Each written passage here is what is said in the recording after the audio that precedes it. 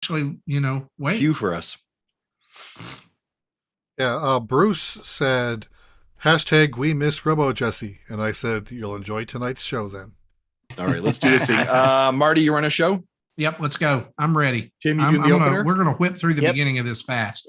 News is low this week, so that's good. Well, let's talk about Teenage We'll be Mutant okay Ninja on Turtles time, more. yeah, because we are... we'll make up time. Yeah. We good? We streaming? We hot? Let's go. Hot. I'm getting told for this shite. All right. No. Are you all ready? Ready. 3, Are you ready for this? 2. Welcome to Nintendo Dads, episode 390, recorded on September 1st, 2022. On tonight's episode, we talk about everything, all at once, everywhere, now. Jesse, go!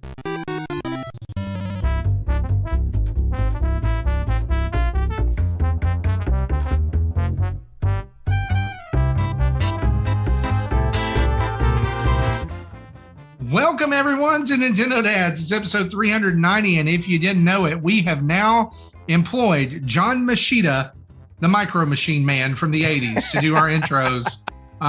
He's joining us live on the show tonight.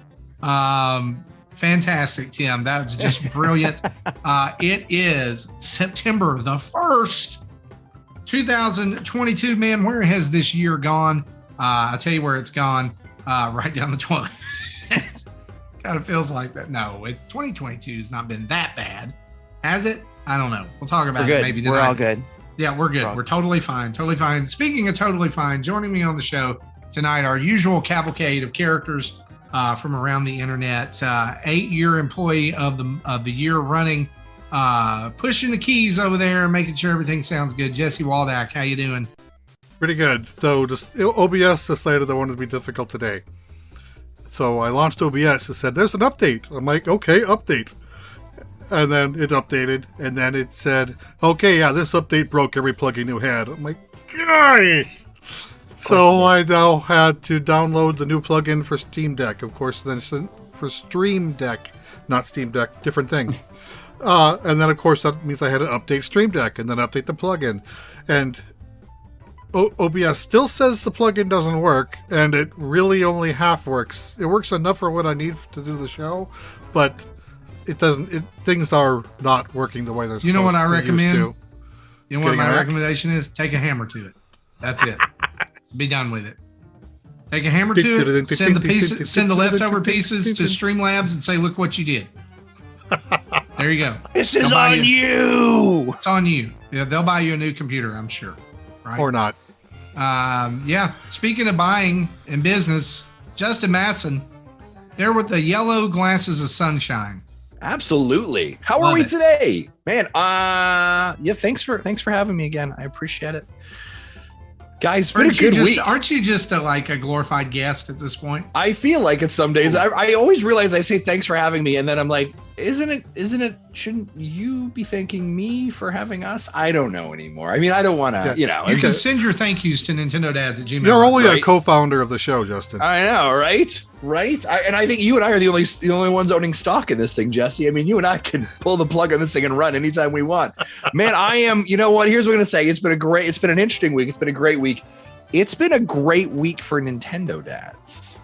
What I'm gonna say. It's been a great week for Nintendo Dads, and we have got some exciting news, but we're not going to share with that quite yet. But I'm going to tell you, you're definitely going to want to keep your eyes peeled and connected to Nintendo Dads over the coming weeks, because we have got something pretty freaking amazing to share with all of you. I'm just going to let out of the bag right now. Ladies and gentlemen, we've been purchased by the Embracer Group. It finally happened. The sons of bitches finally came and got us, I'm just kidding. Am I? Justin, that's wow. That's low hanging fruit. But I do want to say that if the Embracer Group is listening, I've told them before. We will totally accept the buyout. Absolutely. For sure. And for a lot less than you'd actually think we'd be worth. All you have to give us is like $10 and a 12-pack of Crumble cookie, and we're good. Oh man, where can we I feel like the journey on Crumble Cookie was like a really hot minute. I mean, we had a really good time with them. I feel it was like a 4-week fling with Crumble Cookie, and then they just ghosted us. It was a one-night stand with Crumble. Yeah, and I woke up when there's just crumbs in the bed, and I was like, "Get out of here, you! Get out of here!" Tim, what's going on in your world with Crumble Cookie? Your daughter still work there? What's going on there? No, the Nintendo they failed to work with the Nintendo dad, and she said, Right. if you don't work with them right now, I'm out of here. And they didn't do it, so she was like, I'm out. I'm going to work at Ace Hardware. So she works for Ace Hardware now. Well, if Ace Hardware wants to sponsor us, I've heard Ace is the place for the helpful hardware man. That's correct. Right, and I've got that's where my son. That's where my son works. That kind of goes with our new slowing. Nintendo Dads is the place for the grumpy video game man. Yeah. Yes. Get off my lawn. Get out of here, kids. Especially when it comes to EA, that'll get me going. Absolutely. Sure. Well, guys, we're gonna have a lot of fun on the show tonight. Got absolutely zero news because, good Lord, what is Nintendo doing? We have no clue. But hey, we got rumors and we've got what we've been playing and other stuff to talk about. So let's just dive straight in, shall we? Do it.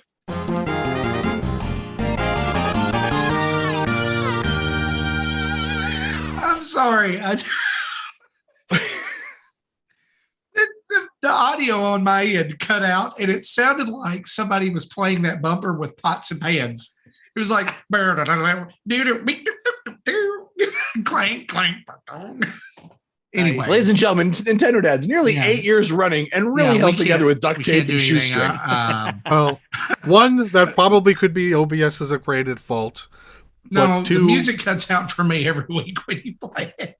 Oh, okay. It was just especially distorted tonight. Where it used to be we could hear it fully, and then I think you changed the setting, and then it stopped again. We just never had the heart to tell you. We roll. It's been like this for years. We just roll. It's been. Yeah, you never told me this crap for a year. No, there was a hey, small look, yes, time where it was working. It sounds fine in the recording, and that's what matters. Yeah, right. But in our ears, it's not great. At least it's not like I know there was something USB where we could hear it, and then now. Original sound was off in Zoom. I just turned it on. So all right, let's try. Okay, let's try it again. Ready, Marty? Do it again. Let's do it. This is go ahead, Marty. Oh, yes. Here it is. Did not sound like pots and pans. This is like the remix version. So, guys, listen. Now that Jesse's fixed everything, our news is brought to you by you guys over at patreon.com/Nintendo Dads, where for as little as $1 a month, you join up with the greatest community of all time. The greatest community of all time, baby. Get over there, throw $1 in your Discord machine or in your Patreon machine. You get to be in there with all the Nintendo Dads talking and throwing all the plunders. And for $5, we elevate you, baby. We push you a little bit up the card. We give you a little push, and we get you up there, and you get all the sub channels and all that stuff. You can talk about wrestling. You can talk about the monthly mayhems. You can talk about the snacks and everything there. And for $10, you get an art card and pre and post show audio. And this week on the pre and post show audio, you're gonna get all kinds of goodies. We've got a new art card coming real soon, by the way. Yeah, we got some good stuff. And then listen, for $30, you can be a VIP Patreon. And what you do is you get up there and you become a limousine riding, jet flying, kiss stealing, wheeling dealing son of a gun. Woo! Thank you. I'm so glad you caught that.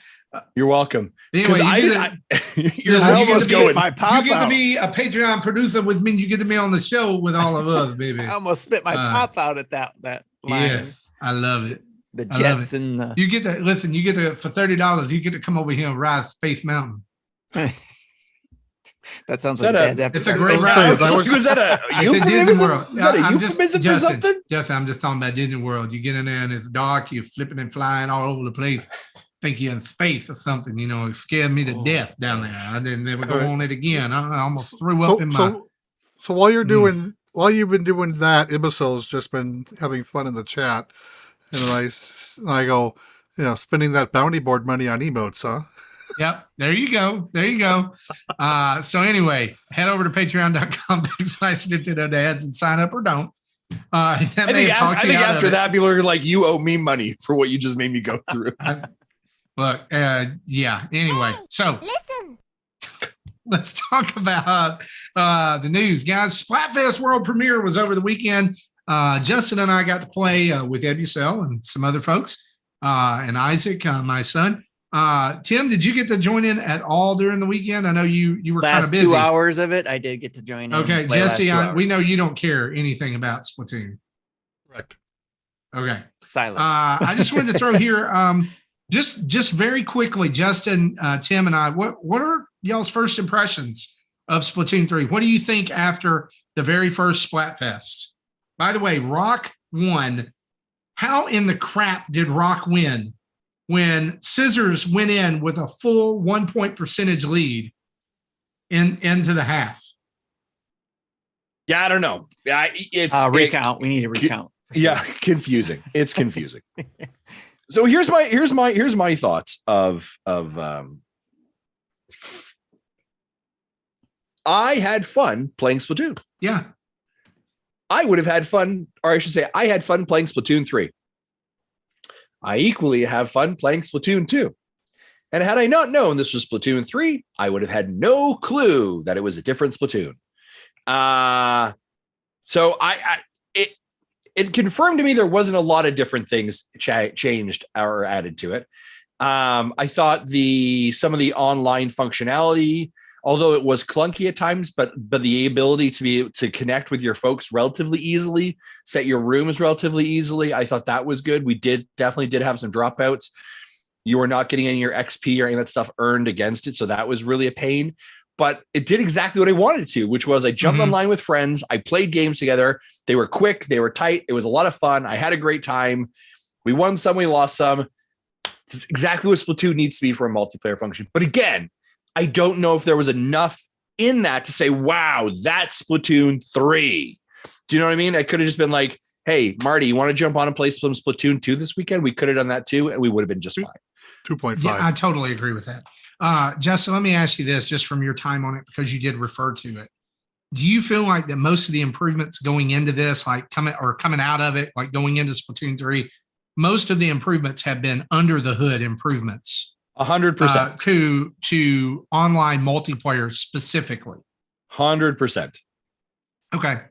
Tim, what about you? What were your thoughts from the couple hours you got in? I agree with everything you just said. Agree with you guys, but I had a blast even still. And I think this, it's a basically new coat of paint on what seems like Splatoon 2. But I also know that I don't play it enough to recognize all the differences that are going on. I'm just a casual player jumping in, and it feels like, oh, hey, maybe they just updated it if there wasn't a number 3 on there, like you guys said, so, but I still had a blast and noticed how much a difference there was with joining people, because when I joined in, I think Carpool Gaming was on, a lot of the people in the Carpool Gaming community, and I was able to see them and in my lobby, I guess, if you will.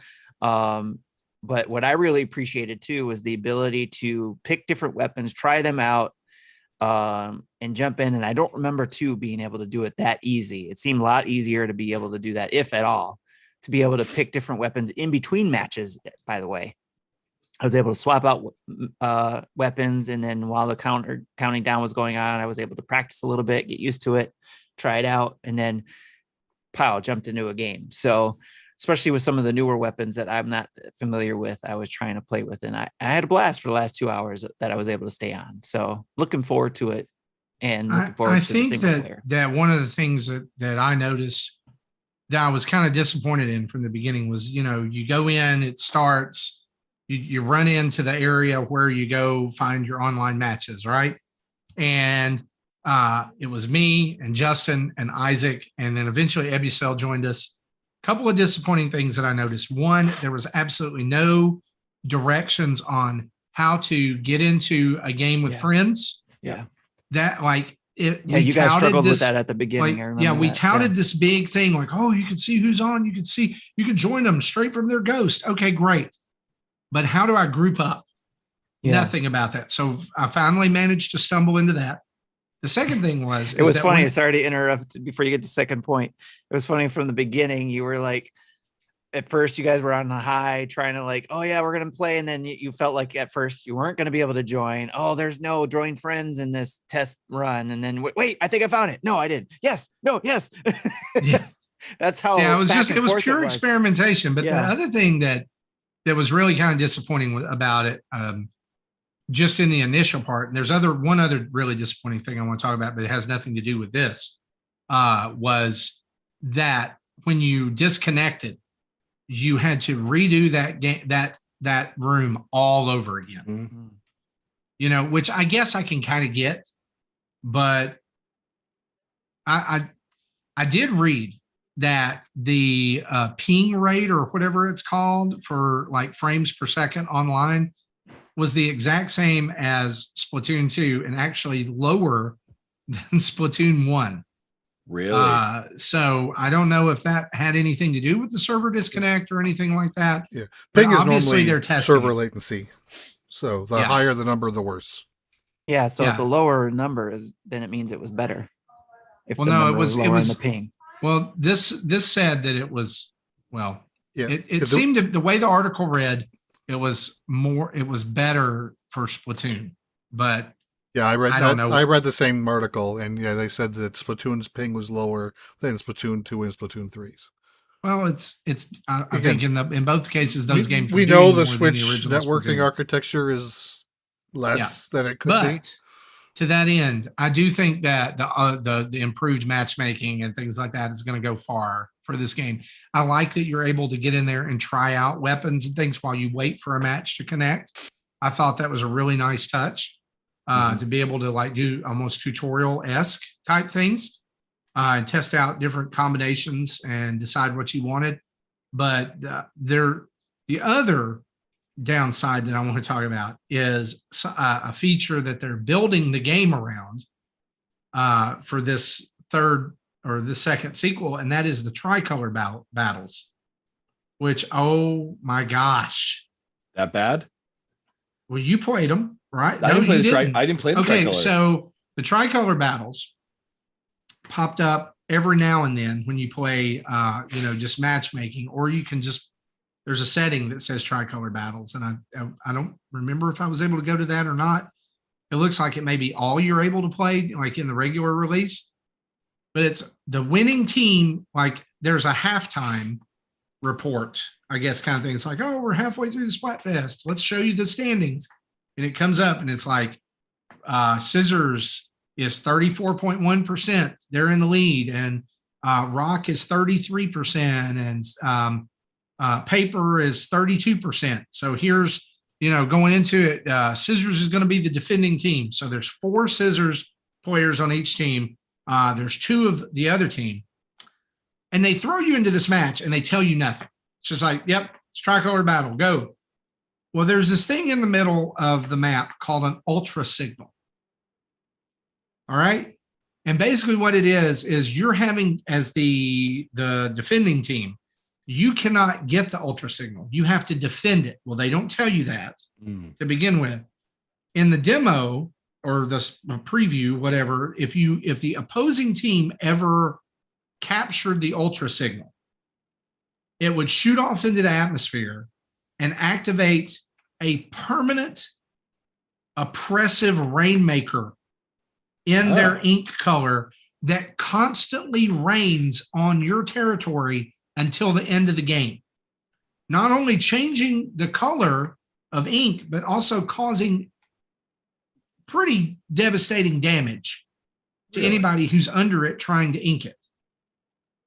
And so what I found in the tricolor battles is as soon as someone got the ultra signal, it's over. Okay, yeah. It was, and there's no way to turn it off. So that sounds like something that they can balance.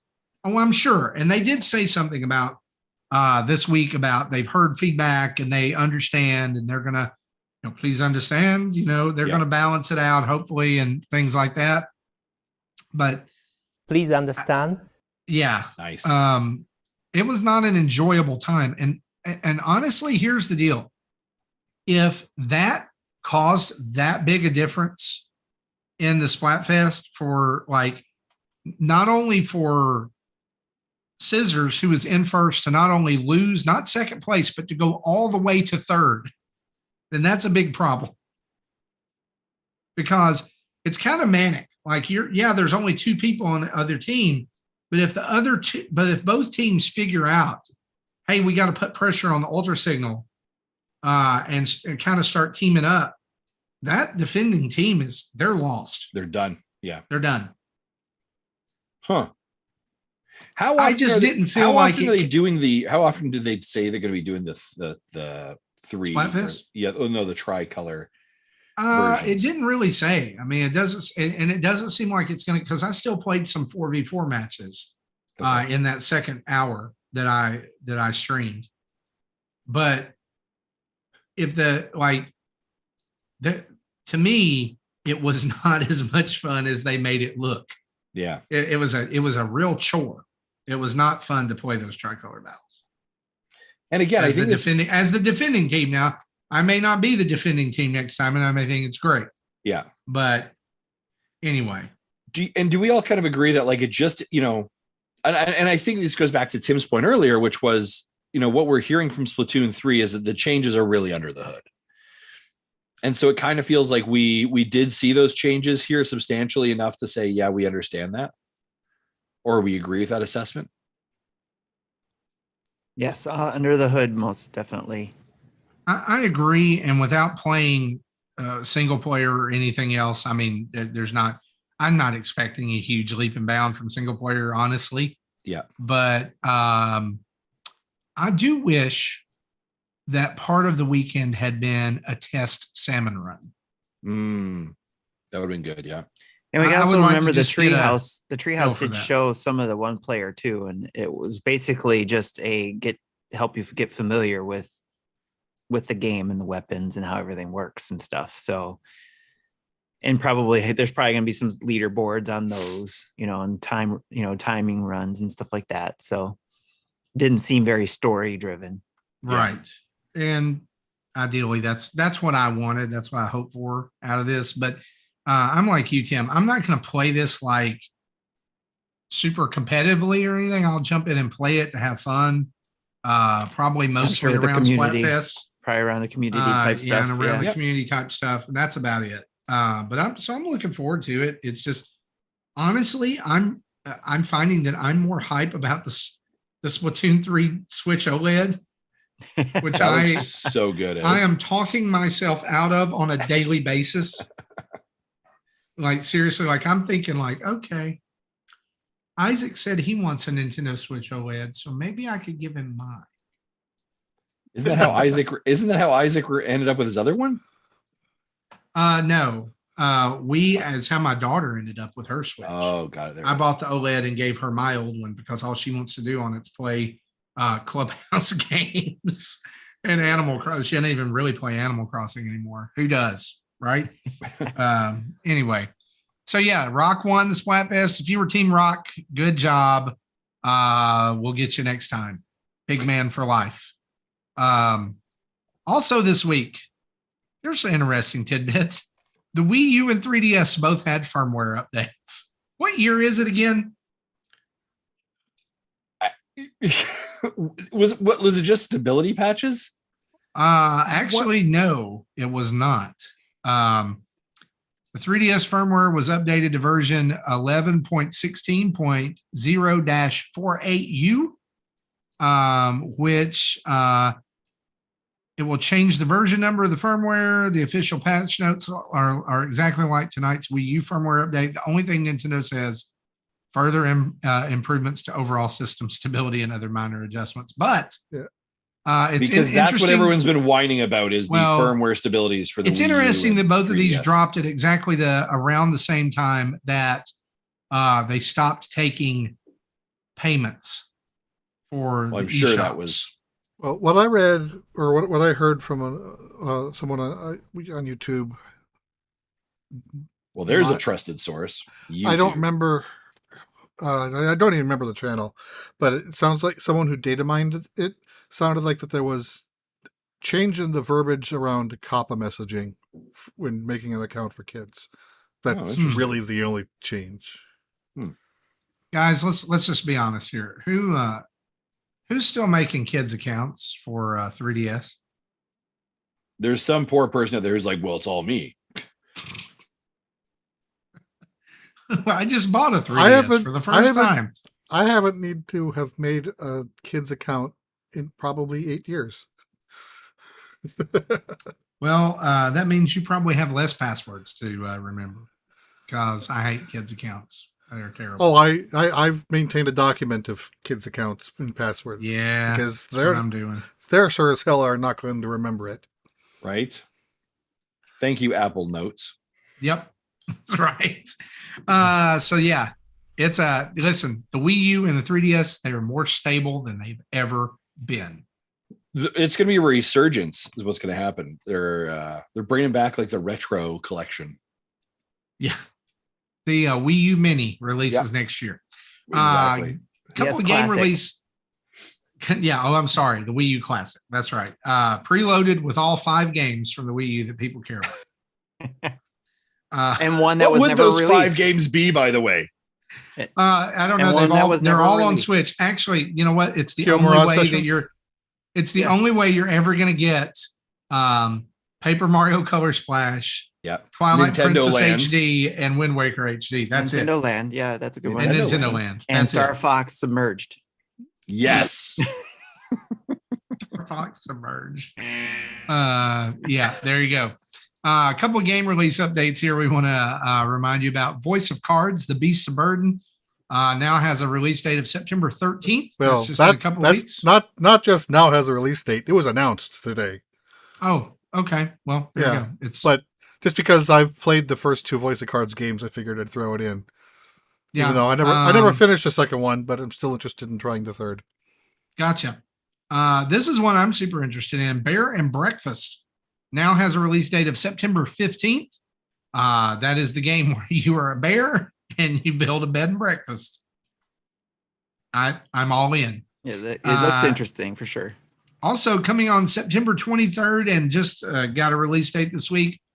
Shovel Knight Dig, the Mr. Driller Shovel Knight clone. It's finally coming to Switch on September 23rd. This is I'm excited for this. Shovel Knight. How do you guys like the influence? It looks super good. How do you guys like the influence of Nintendo there in regards to them being very silent when it comes to Shovel Knight Dig, and then saying it's ready, it's coming out September 23rd? Yep.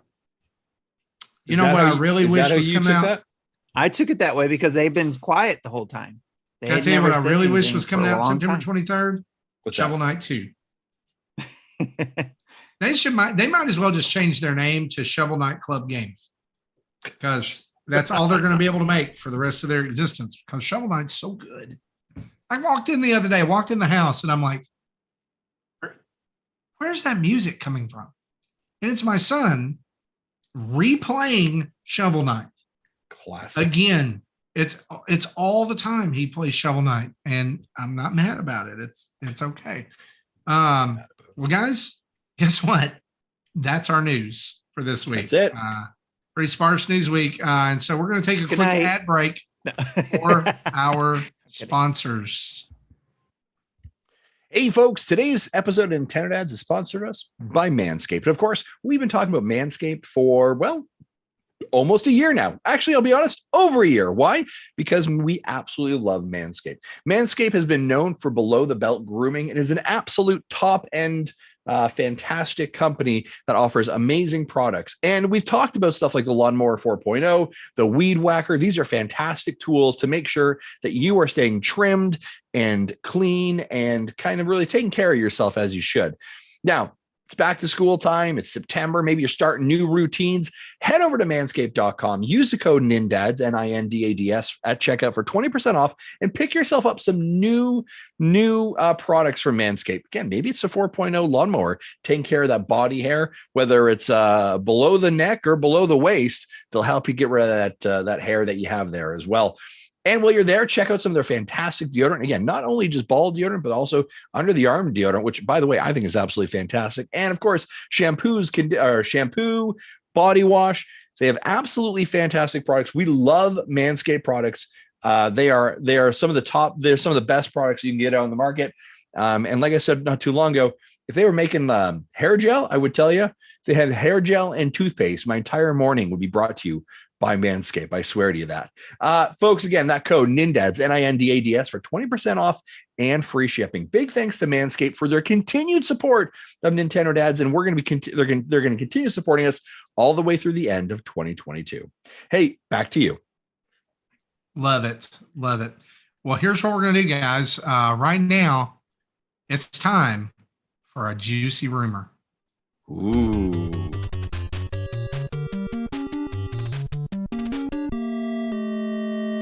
Which could be the reason why this was such a slow week. Right. It very well could. So I heard a rumor. Rumor has that it. There's a only one. Thank you, Adele. I heard a rumor that we're getting a Nintendo Direct next week. And not only that, it is, quote, Zelda heavy. Mm-hmm. Mm-hmm. Question from a faithful listener of the show and one half of the Game Pass dads. That's not the name of their show, but they're dads. Game Pass News? Yeah. Question from one half of Game Pass News. Nintendo, he says, do you guys think this Zelda heavy direct comes true?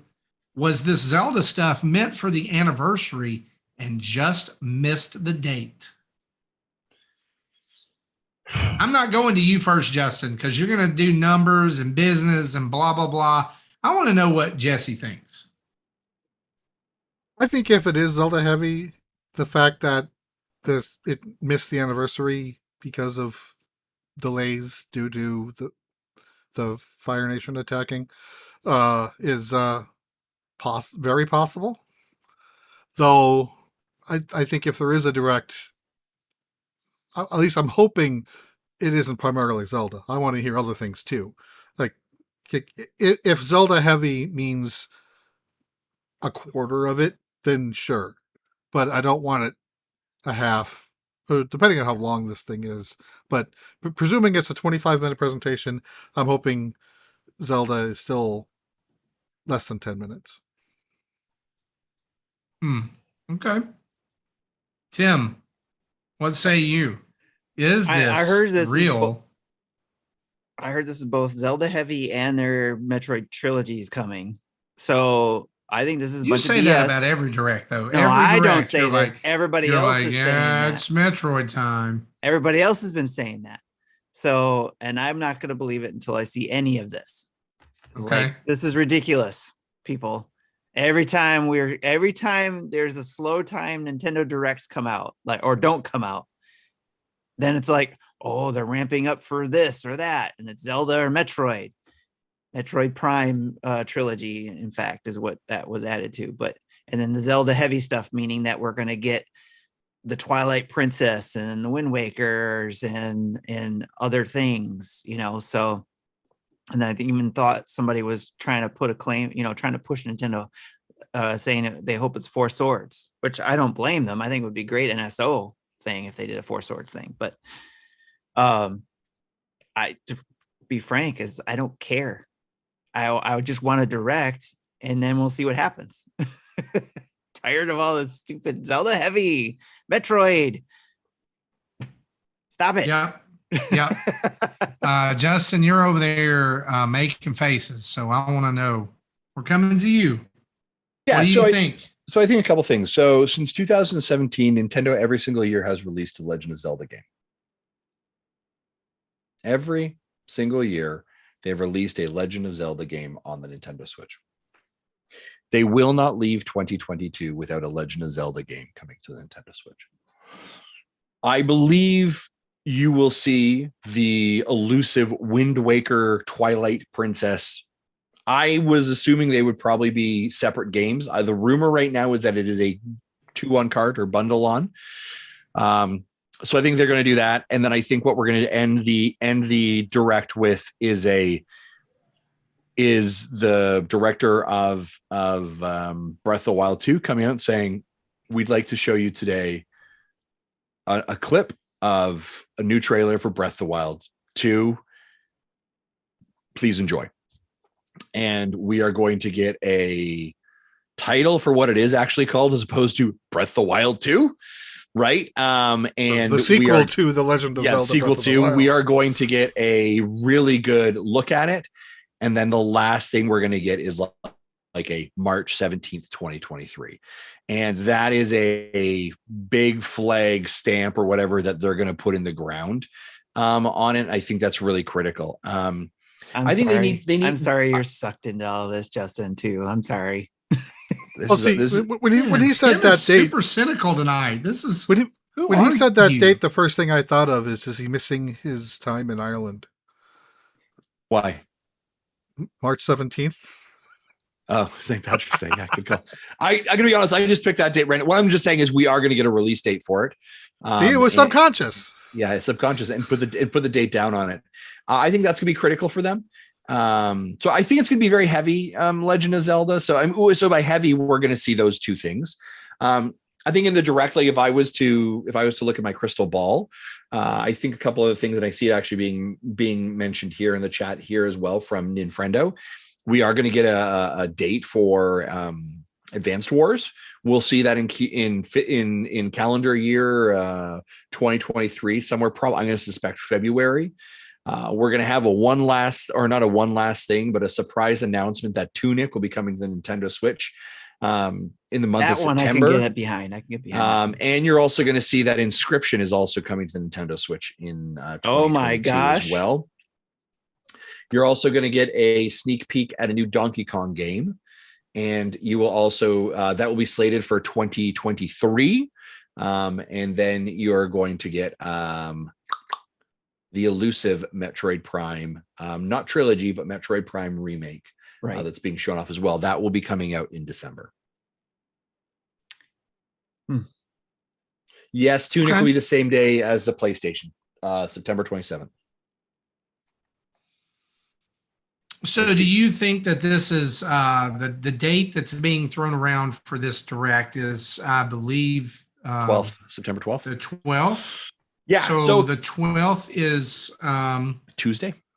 A Tuesday. That's usually a direct day. Well, 12th is a Monday. 12th is Monday. I apologize. 12th is a Monday. That's not usually a direct day. No, I support some of that and believe some of that will happen, but definitely not all of that. Yeah, so I believe here's the thing is that they have done it before the Tokyo Game Show. Tokyo Game Show starts on, I believe it's the 15th of September. So they're not gonna put on that date because of the fact that also traditionally Tokyo Game Show has games that have been announced in the Nintendo Direct shown there. So they use that as a bit of vehicle.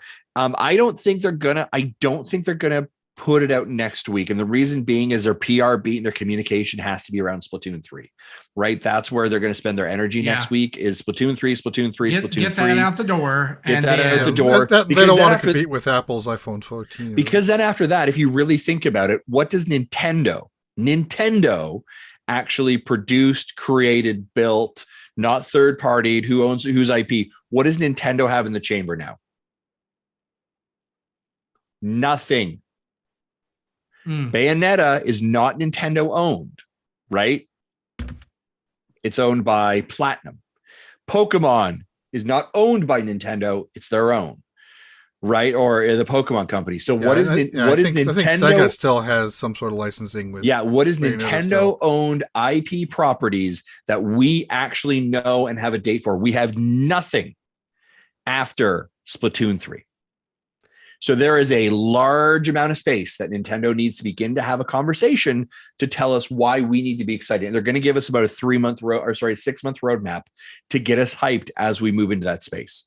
And again, I agree with all that, except that it's not specific to Zelda and Metroid. We've been burned too many times because of people saying it's going to be Zelda, it's going to be Metroid. It's something else completely. Now, Donkey Kong, possibly. I could see that one. Like some of those things you're saying, I can agree with. I just can't get behind the Zelda and Metroid. If it happens, great. I'm wrong. I'll eat crow, whatever. But I've been burned too many times. That's why I'm like, I can't accept the fact that they're going to do a Zelda heavy direct. Maybe something Zelda might come about in it. Maybe one of those games might come about. But there's a lot of stuff you just mentioned there that sounds more like an E3 than it does September direct to me. And even E3 was a letdown because we didn't get an E3. But I don't think Nintendo gives a damn about E3 anymore. Right. So if they want to set their marker every 6 months, they can do that. Yeah. Right. And so I mean, the last primary direct we got from them was February. No. Okay. I thought it was May or just not before that. No, was it February? Wow. I thought the last like big Nintendo direct big one was February. I could be wrong. Okay. No, right. Because if it was May, we'd all be like, well, what are you doing in E3? Which was that's nothing. right. Because they had the partner one and then they had they've had a lot of other weird ones. I'll go look.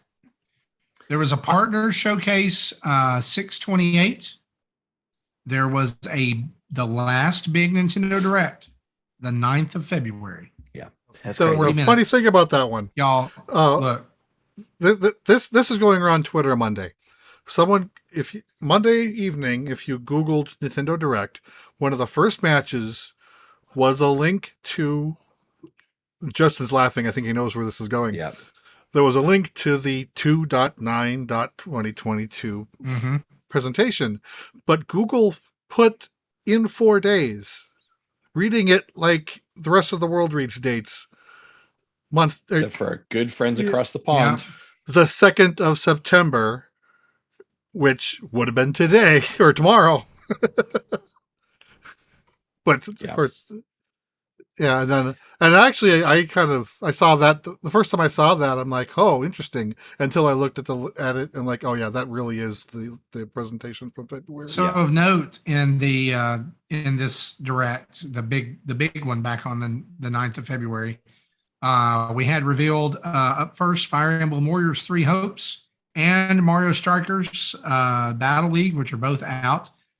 Salmon Run from Splatoon 3 was shown for the first time.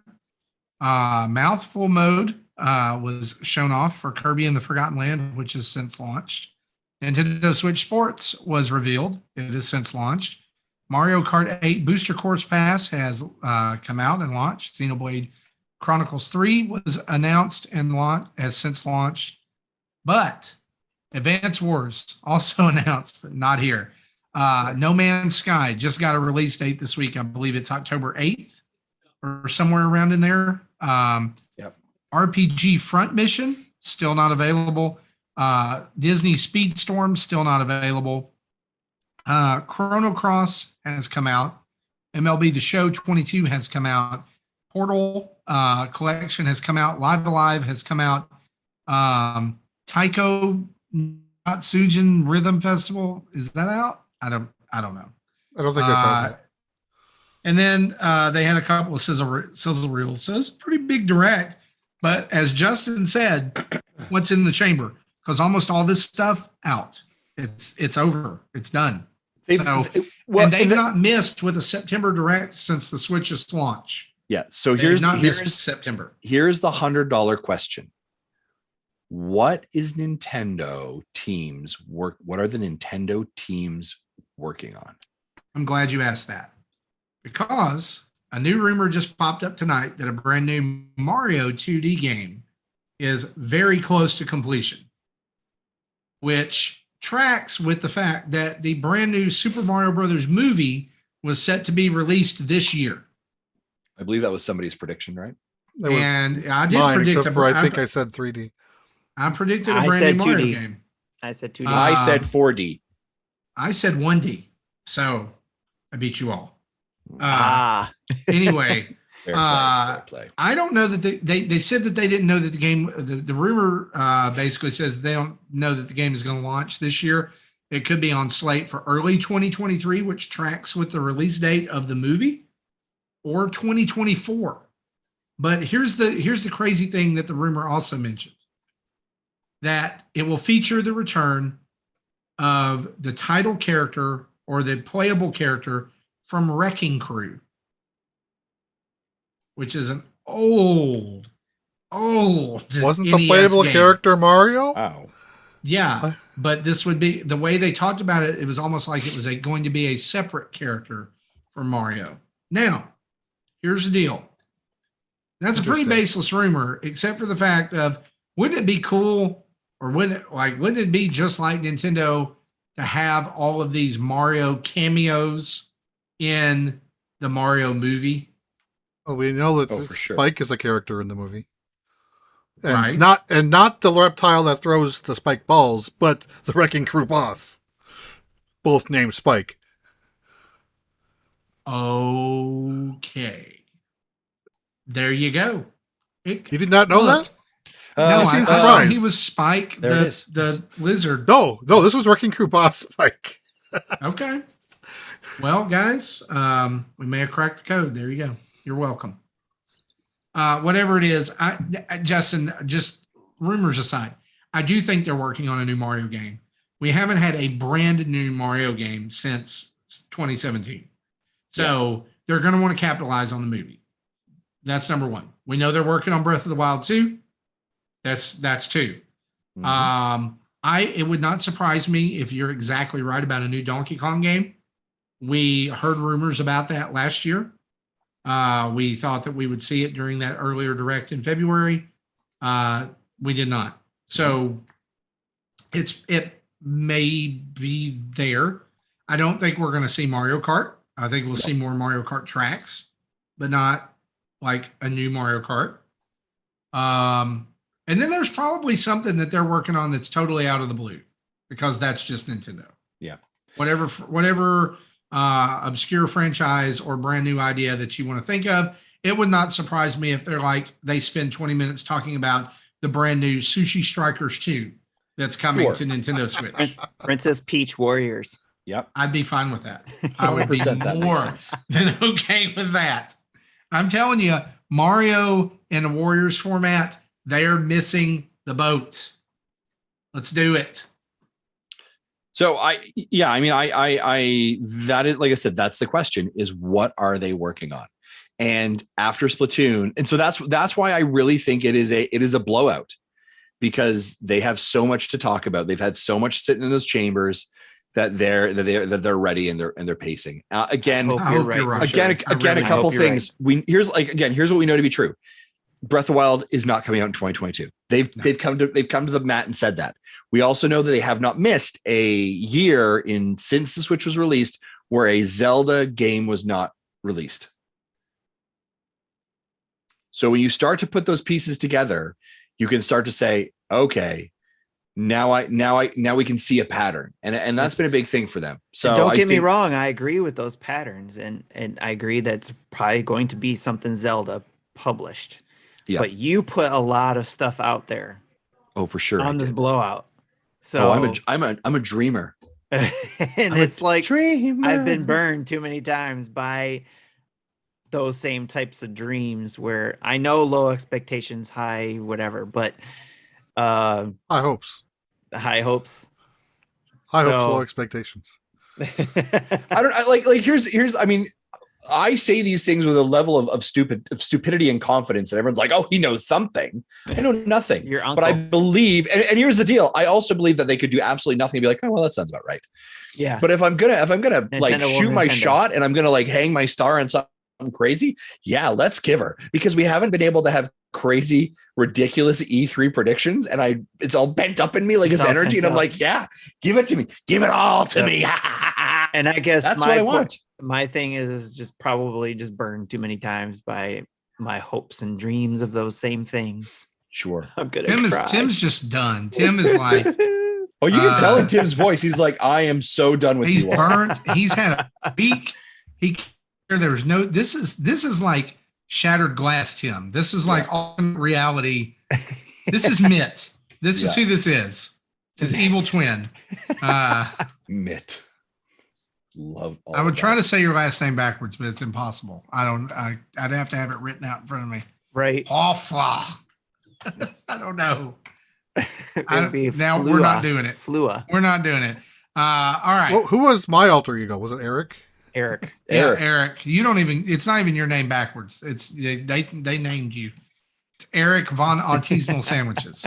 I did create a Twitter account with Eric. Yes. That the avatar is the photographic negative of my avatar at the time. Yes. And I think the @ handle was Laugher backwards. Yeah. Raffle. I've been, like I said, I've been burned too many times by these things and disappointed by Nintendo, what they've been doing lately. And I think that's where my head is at. And I would love for them to come back with everything like that, or even half of what Justin said. I would love them to come back with. And we'll see if we do get a direct this month. And I agree with what All In Podcast said earlier, is they want to reset expectations with their communications. It sounds like I agree with that. And I want to see what's going to happen. So, and I'm open to it. It's just, I guess I'm just kind of getting myself back down to the low expectations part, or, so I'm just like getting the low bar, going in like Jesse does. He doesn't expect anything. And then when he gets something that's exciting, it's actually exciting. So, and that's okay. That's okay. We're all allowed to have those things, So, Right. Yeah. So Justin rattled off a bunch of predictions. Tim, did you have any that you haven't already shared? Because I have a small list. I'll come back to you on that. Go ahead and share your list. Okay. So I said there will be a new Zelda collection announced for the Nintendo Switch released this fall. Oracle of Ages and Oracle of Seasons into Link's Awakening style. No code will be needed to be entered into one game received from the other. The save states will handle that for you. So that'll be a twist. I'm down for that. That'll be a twist that I don't think anyone would like. Yes. People are wanting Twilight Princess and Wind Waker, and if they get a bundle that isn't that, they're going to be upset. So I had fun with that one. I sometimes love your just boldness, right? Like everyone's like Wind Waker and Twilight. You're like, Minish Cap, bitches. It's like, all right. Four swords. All right. GameCube games will to be released on NSO Plus expansion pack. Get out of here. You're A drunk. wireless GameCube controller will be announced with it. They will also re-release the GameCube controller adapter, but this model gives you the option to connect via Bluetooth. They're Why not would doing you need to GameCube. do that? What? Why would you need to do that? Because they already have GameCube adapters that's USB, which will work with the Switch. It's been released once already. Which was But if there's a wireless Bluetooth controller, why would you need a Bluetooth adapter? But for people who still have the legacy controllers. Oh, okay. So you plug it in, and the adapter would make them wireless. Yeah. 8-bit Sorry, I makes wasn't that, following you. Okay. 8-bit do actually makes that already. Well, Nintendo likes to take things that people have made It's for true. their systems and just silently Maybe integrate. they It's like, oh, Maybe they partner with thanks for making that Bluetooth dongle for earphones there. How about we it'd be a shame if we integrated it into our next system update. You're real rough if we just turned the switch on that one, wouldn't it? And then You my last son of- prediction is no matter what we predict, we will be wrong because Nintendo will Nintendo. Yes. Yeah. Nintendo. Oh, I Nintendo. love that one. I love that one. I like my prediction was Zelda. I mean, it's more Zelda. I think it's time for Wind Waker, Twilight Princess. It's really the only place they can go without doing the mobile, unless they just go Goblin mode and do Spirit Tracks and Phantom Hourglass. How could you do that? I don't know. You But need a microphone. The Zelda game, they did, people were like, well, how are you going to do Skyward Sword? And then, well, they found a way. So maybe they'll find a way to do the others. I don't know. They'll put out a Famicom controller with a microphone and then USB that into the Switch dock. No. And they'll duct tape it all together. All right, I got my predictions. Yeah. My other predictions was my one other prediction was Game Boy games on Nintendo Switch Online. Yep. Excellent. I'm trying to show my Famicom controller, but the cord's so damn small I can't even reach the camera. But I'm holding Famicom Player 2, if you believe me. It's the one with the microphone. I hear you pushing the button. So Yes. All right. So here's my predictions, my dreamer predictions here. You guys ready? Yep. The N64 GoldenEye and Perfect Dark games will be announced. Don't be teasing me, Ricky Bobby. A 2D Mario game will be announced. A Metroid game will be announced. That's generic. Yep. These are like Justin's end of the year predictions. Y'all bust my balls, but I win. Tim has been kneeling at the feet of the champion and watching how I've learned from the master. Yeah. Nintendo will release a game. Game Boy games coming to NSO, like you said there, Marty. All right. Another third-party gaming system will appear on the NSO expansion pack. See, so here's the interesting thing, TurboGrafx. and I kind of want to ask people this question because Tim is really leaning into the NSO component of here. The NSO next payment that we have to make for it is like November, right? Mm-hmm. So do you think they are going to actually like give us something new to really show value, or are they like, no, Yes. we're good here? Is that your belief there, Tim? Is they're going to show it to us now? They're going to show us all that stuff that they're going to come out And with. it all comes out in like the week of your renewal. This something Game like Boy that. Game Boy is coming November 2nd, and you're like, you son of a bee. I kind of believe when that bill because- comes, I am not going to be happy because that's going to sting. Yeah, I kind of believe that because honestly, what was the president Furukawa? Didn't he not say that one of the goals for like this next little bit was to figure out how to increase the value of NSO? Yeah. Well, you increase the value by adding things to it. Now, you do realize that the DLC for Splatoon 3, which is inevitably coming, will be part of NSO. So, well, here's the thing. So One here's of my those question. DLCs. Why isn't the DLC for Xenoblade 3 as part of that packet? Platinum Monolith. or Monolith. Monolith could say no. And it can always come later down the road too. Oh, yeah, they wanna sell it. How angry is that people? I just bought it. I guess it's kind of like, well, you got here's early the deal. access. You know why? Here's why.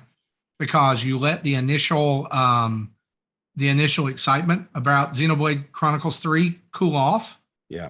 And then you announce the DLC is coming to NSO, and then you get more sales of the original title. Yeah, and they did it with the Splatoon 2 expansion, right? That was part of the DLC. So the other thing, this goes along with I just said a new or remake of 2D Zelda game released this year, going along with kind of what Jesse said and kind of going along with what we were talking about before about a Four Swords, which also could link to NSO, no pun intended. Because I think a really good idea is to make a Four Swords NSO game kind of along the lines of what some of the other games. It's a little bit different. It's not, Tetris 99 or Pac-Man 99 or anything like that for NSO. It would be a Four Swords for NSO. I think would be really cool. That would be cool. But if they just did Four Swords remake too, I would be happy with that. And then the two more. A new Nintendogs game releases as announced. Some of y'all are fiending for Nintendo. And- I've seen this like in a lot of places. And finally, do we really want another Nintendogs game? yes. Really? Yes. Marty. We might not, but other people. No. How well did Animal Crossing sell? Oh, It's that soft blue ocean strategy of adorable, easy access things. They'd sell really well on it. Yes. And the last thing, because it's all about the money. EA Play will be available on the Nintendo Switch, get and outta here, NHL Tim. Rewind 94 will be included. Get out of here, Tim. Wow. Yeah, Please, I like this one from Nintendo. Beer tasting simulator with a breathalyzer packet. Nice. Did you guys see the beer simulators coming out soon? Yes. Yeah, I've already got one of our team or community members already on docket for that one. I bet you did. That bet sounded you did. That sounded ominous. It's not me either. No, I know who exactly you probably. Okay, I was like, That's why what you I was gotta saying. be I was like that? I bet you did, because we all know who. We got a couple of beer fanatics in there. Yeah, I was like, Yep. you're just so. But guys, mean. that is quite a lot more talk about a rumor than I thought we would have. But we have got a let's discuss question, so let's head over there, shall we? Let's do it.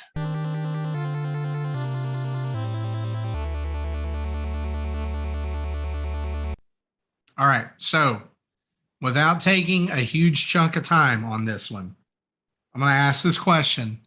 And here we go. All right.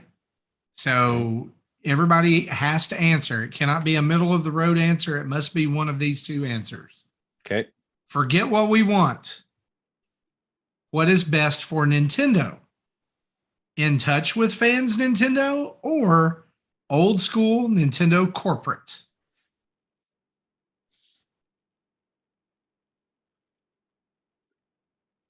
I think what's best for Nintendo would be kind of in the middle.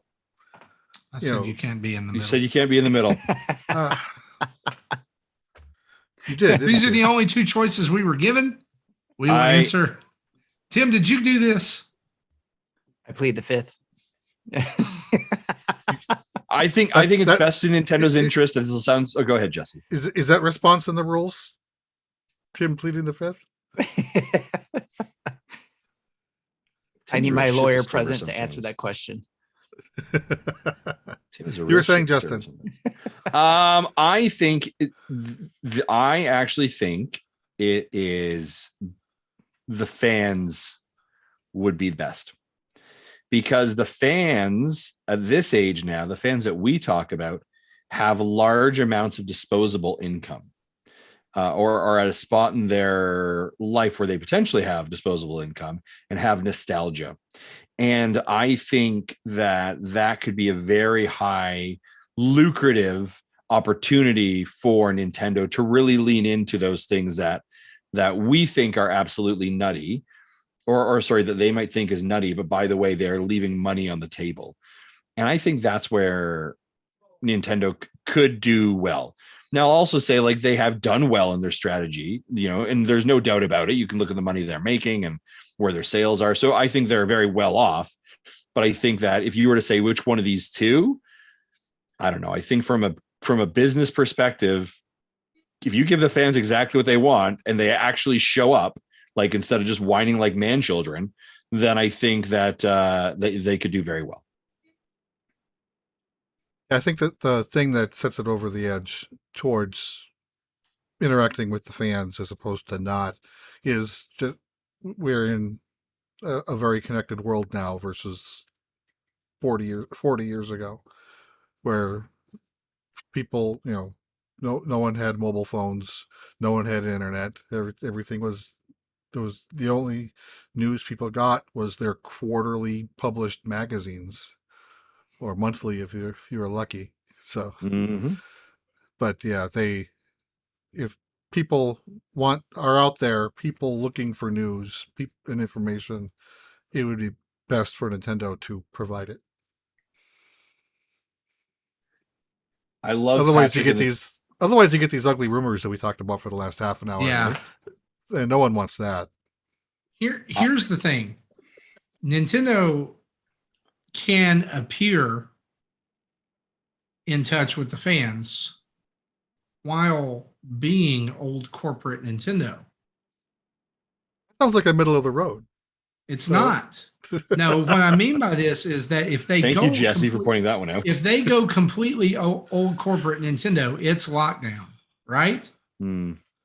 It's lockdown. It's games get released when they get released. You get the screenshots you get in the magazine. That's it. Well, we don't communicate like that anymore, just like you kind of just said. So how does Nintendo maintain old corporate Nintendo without being all in on the fans? Just do the directs. Just communicate via videos. Don't tweet. Don't do all these cutesy little, hey, let's gather some strawberries and have a fun day with Kirby tweets. Just tweet about news. That's it. But I also sometimes think, like, if Nintendo did indeed do what you wanted them to, some of the things that makes Nintendo so quintessentially Nintendo, you might end up losing. And, like, do we want to do that? Do we want to lose some of those things? I don't. I think there's value in them being for the fans, in touch with the fans. I think, but I also think that, I think somebody said this, we as fans really need to adjust our expectations. Correct. Like we this new, not new, because I mean, we've been here for a while, but this like social media age, digital age of information at our fingertips makes us entitled. It makes us think that we are entitled to information all the time. Like we should just be able to like reach our fingers out and like all of the information just comes to us like in reverse force lightning from Emperor Palpatine, right? Like instead of blasting it out, we're sucking it in. And there's an unlimited power, unlimited news, you know, and that we should just know everything that's going on all the time. Can you clip that? Can somebody clip that, by the way? Yeah, thank you. Yep. Yeah. Listen, Jesse. Listen, can I tell you something else? You may want to clip this one out of the show. Entitlement is ruining fandoms. Well, that's entitlement to news and information and insider everything is ruining fandoms, y'all. And that's not just gaming fandoms. It's like no, that's what I mean. That's what I mean. It's ruining fandoms across the internet, and it makes people. It turns them into. Look out for that Genshin Impact fandom. They're a group of people, all right. Like people who act like they just I've got to be in the news. I just got to get all the news. I could be an insider. No, you're just insufferably annoying. You know, and I say that as a podcast host. I say that as a person who is one of those people. So before you come after me with pitchforks and knives, just know I get it. I'm pointing the finger at myself. Y'all, here it is. I'm going to say this and I'm going to be done. And then you can go. We all just need to take a chill pill and like just enjoy the things that we enjoy, like truly enjoy them instead of constantly fiending for more. Yeah. What's next? What's next? What's next? What's next? That's what gets people disappointed when these directs come out and that my thing wasn't there, or they said there was going to be a new F-Zero. Yeah. No, they didn't. Who said that? Emily Rogers? You know, Justin Masson did on a podcast. That guy. Yeah. Those Nintendo dads, they said there was a game called Star Fox Submergence and it was coming out in 2019. Yeah. We did. I think I want to hit that button every time Submergence is mentioned now. Because this is fun. It's funny, actually. Adam Roffel in the chat here says, coming in the middle of this, but it's a big reason why I stopped allowing our staff to write about rumors. It just bites us in the butt. Yeah, agree. You know, it's funny when you're talking about like which of these versions of Nintendo do you prefer? I actually want Nintendo to treat its fans the way that Xbox treats its fans. And I think that Xbox like celebrates their fans, understands the value of their IP, wants to bring them in, wants to be part of that. Where Nintendo is very much, here's the wall that we have put up that you can't get into. And I think, you know, Xbox says that as in like, hey, here's how you customize your controller. Here's like, it's very like whoever you are, wherever you are, it's all about playing the games, accessibility, all that. I think Xbox does the best job in positioning for the fans. And I'd love to see Nintendo understanding their brand, understanding what they bring to the table and really leaning into that. And I think that would be a game changer. Absolutely. That's a good word. Good word. And I love that, you know, what he said about we don't allow our staff to write on rumors. Maybe we need to do the same thing. I mean, we just spent a long time talking about a rumor. Well, right? I mean, other than that, we have nothing else to talk about on a show. So right, well, get out of here. We have plenty to talk about. We had fun with predicting events to talk about.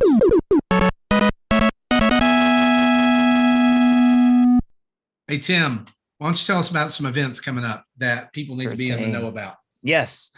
We're going to start with, y'all know about the dinner table. It's every third Friday. You come join us and discuss whatever we talk about. We talk about everything: shows, games, music, life. It's quite therapeutic, actually. So if you want to come join in, you got to be a Twitch subscriber or a Patreon subscriber to join in, because you got to be part of our Discord. So starting with at the lowest point is $1 on our Patreon. So come join us every third Friday of every month. Third Friday of this month is September 16th at 10 p.m. Eastern time. every month we do that at that time, except maybe around Christmas time. I don't know. I think there's a month that I usually take time off, or maybe not. Community gets together regardless whether I'm there or not. So they get together. Time off. Well, shh, don't tell Justin. Anyways, every third Friday of the month, come join us, and let's come hang out with a group of people that just want to talk about their week and their month or whatever. So next thing I want to talk about is Extra Life Game Day, November 5th. Come join our team. And the reason why we're asking for that is because, one, if we recruit 7 new team members between the beginning of this event that they're doing of August 25th all the way up to September 25th, the team will get $100 US.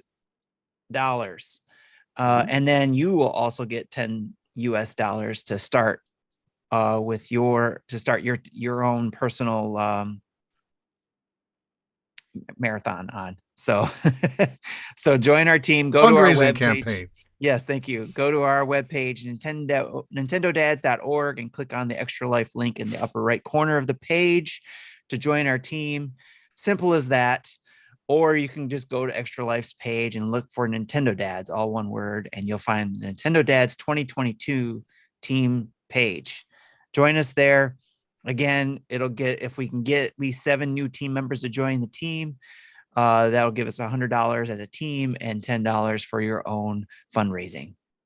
Hey, my son did his part this week. He decided he's done with dad. He's like, I'm done with you. Much like many people have done in my life. Said, I'm done with you. Wow, brutal. I'm going out on my own. And so this year, for the first time, the weekend after everybody else does Extra Life, he's gonna do his own Extra Life stream. And that's awesome. He's listen.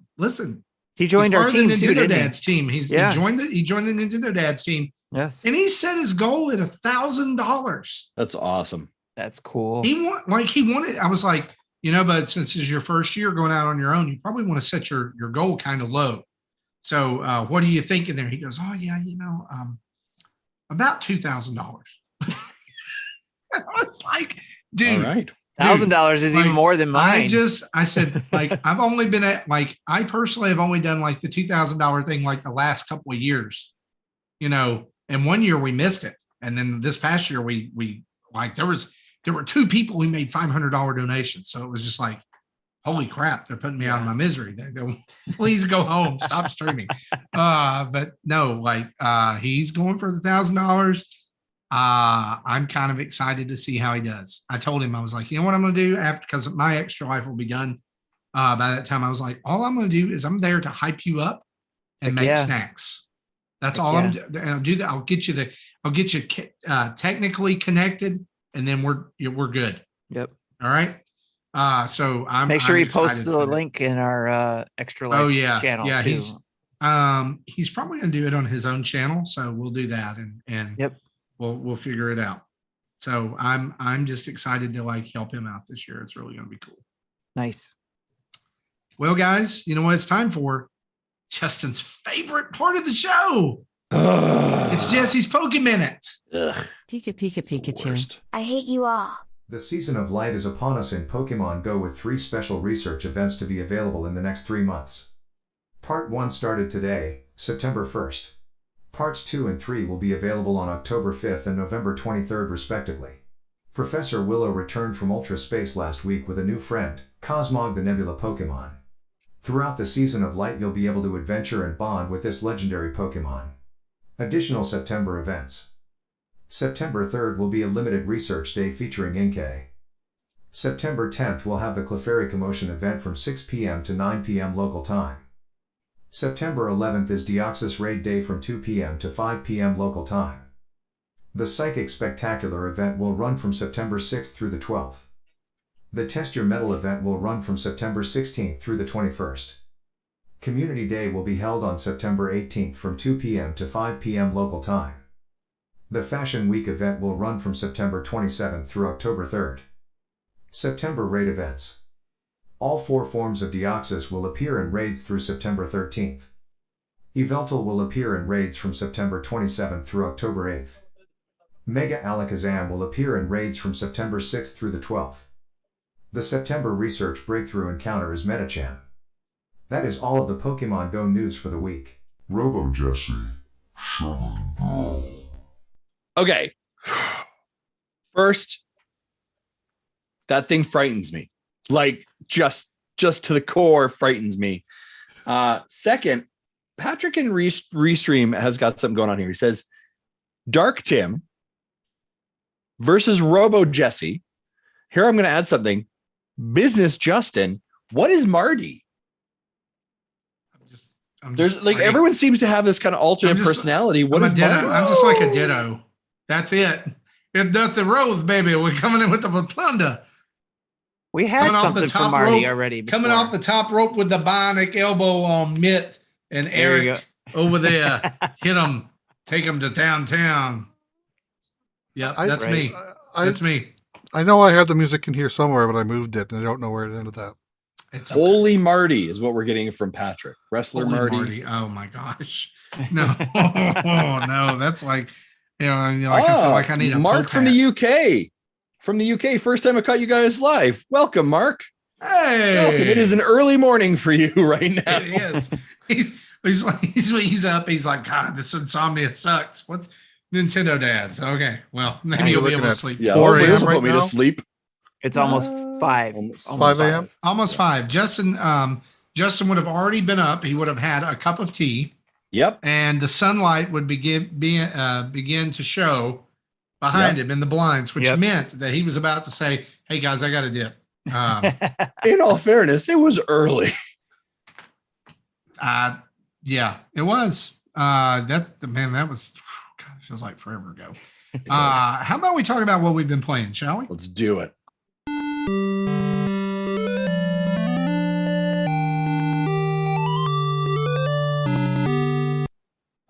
Tim, man, you have been putting in work over there on your list of games. Tell us about what you've been playing. Sure thing. I'll try to be quick here. RPG time, Legend of Wright. Again, more of that game. I mentioned before, it's endearing. I just love diving in there and just being just loving every minute of that game. So I played Uno with Sammy. He has it on his Switch. I decided to download it. So we played around with it and had a good time on there. We did, just played some good old fashioned Uno with some house rules on it. So it was fun. Fire Emblem Warriors 3 Hopes. I played some more of that. I dropped the ball on that game for a while. And Sammy asked me actually to play some more because he wanted to join in and play. And in order to do that, I had to get to chapter 4. So I got to chapter 4, and now he's going to be joining me in playing that game maybe over the weekend if we have time. So, and then I played YARS Recharged. No, it's not a pirate game. YARS. There is a video on our channel about YARS Recharged. I actually played YARS Returned a little bit at the beginning of that video to refresh my memory on that game, because Recharged is a kind of like a remake of Returns. YARS Returns. It's an old Atari 2600 game, and I like the recharged version of it. Definitely, the 2600 did not age well. I saw. I did see the little bit of that video, and you were struggling with that version. Yeah, I could not remember anything how to play that game, and I had to go back to reading the directions on what you're supposed to do in that. But I think I see that actually diving into the manual on that, learning how to play a little bit, and going to play the remake helped me. See, that's what I said last week. The game came with a comic book, and reading that explained the game. Yes, the manual helped play the original game, because the manual is actually in that, because I was playing it off the Atari collection, which came out for the Switch, I think first or second year of the Switch. So that was fun to be able to play a little bit of that and then play Recharged. I also played Disney Dreamlight Valley. It was actually creating the avatar they had that you could download to your PC and then use that avatar when the game comes out. I did pre-order it, so when I that game comes out, I'm going to stream it on our channel. So keep an eye out on that. So because they, I think the early release is on the 6th, if I remember correctly. It's going to be the 6th or the 8th. I can't remember which one of those two it is, but it's coming up next week. And I already saw it come up pre-downloaded on my Switch. So looking forward to that.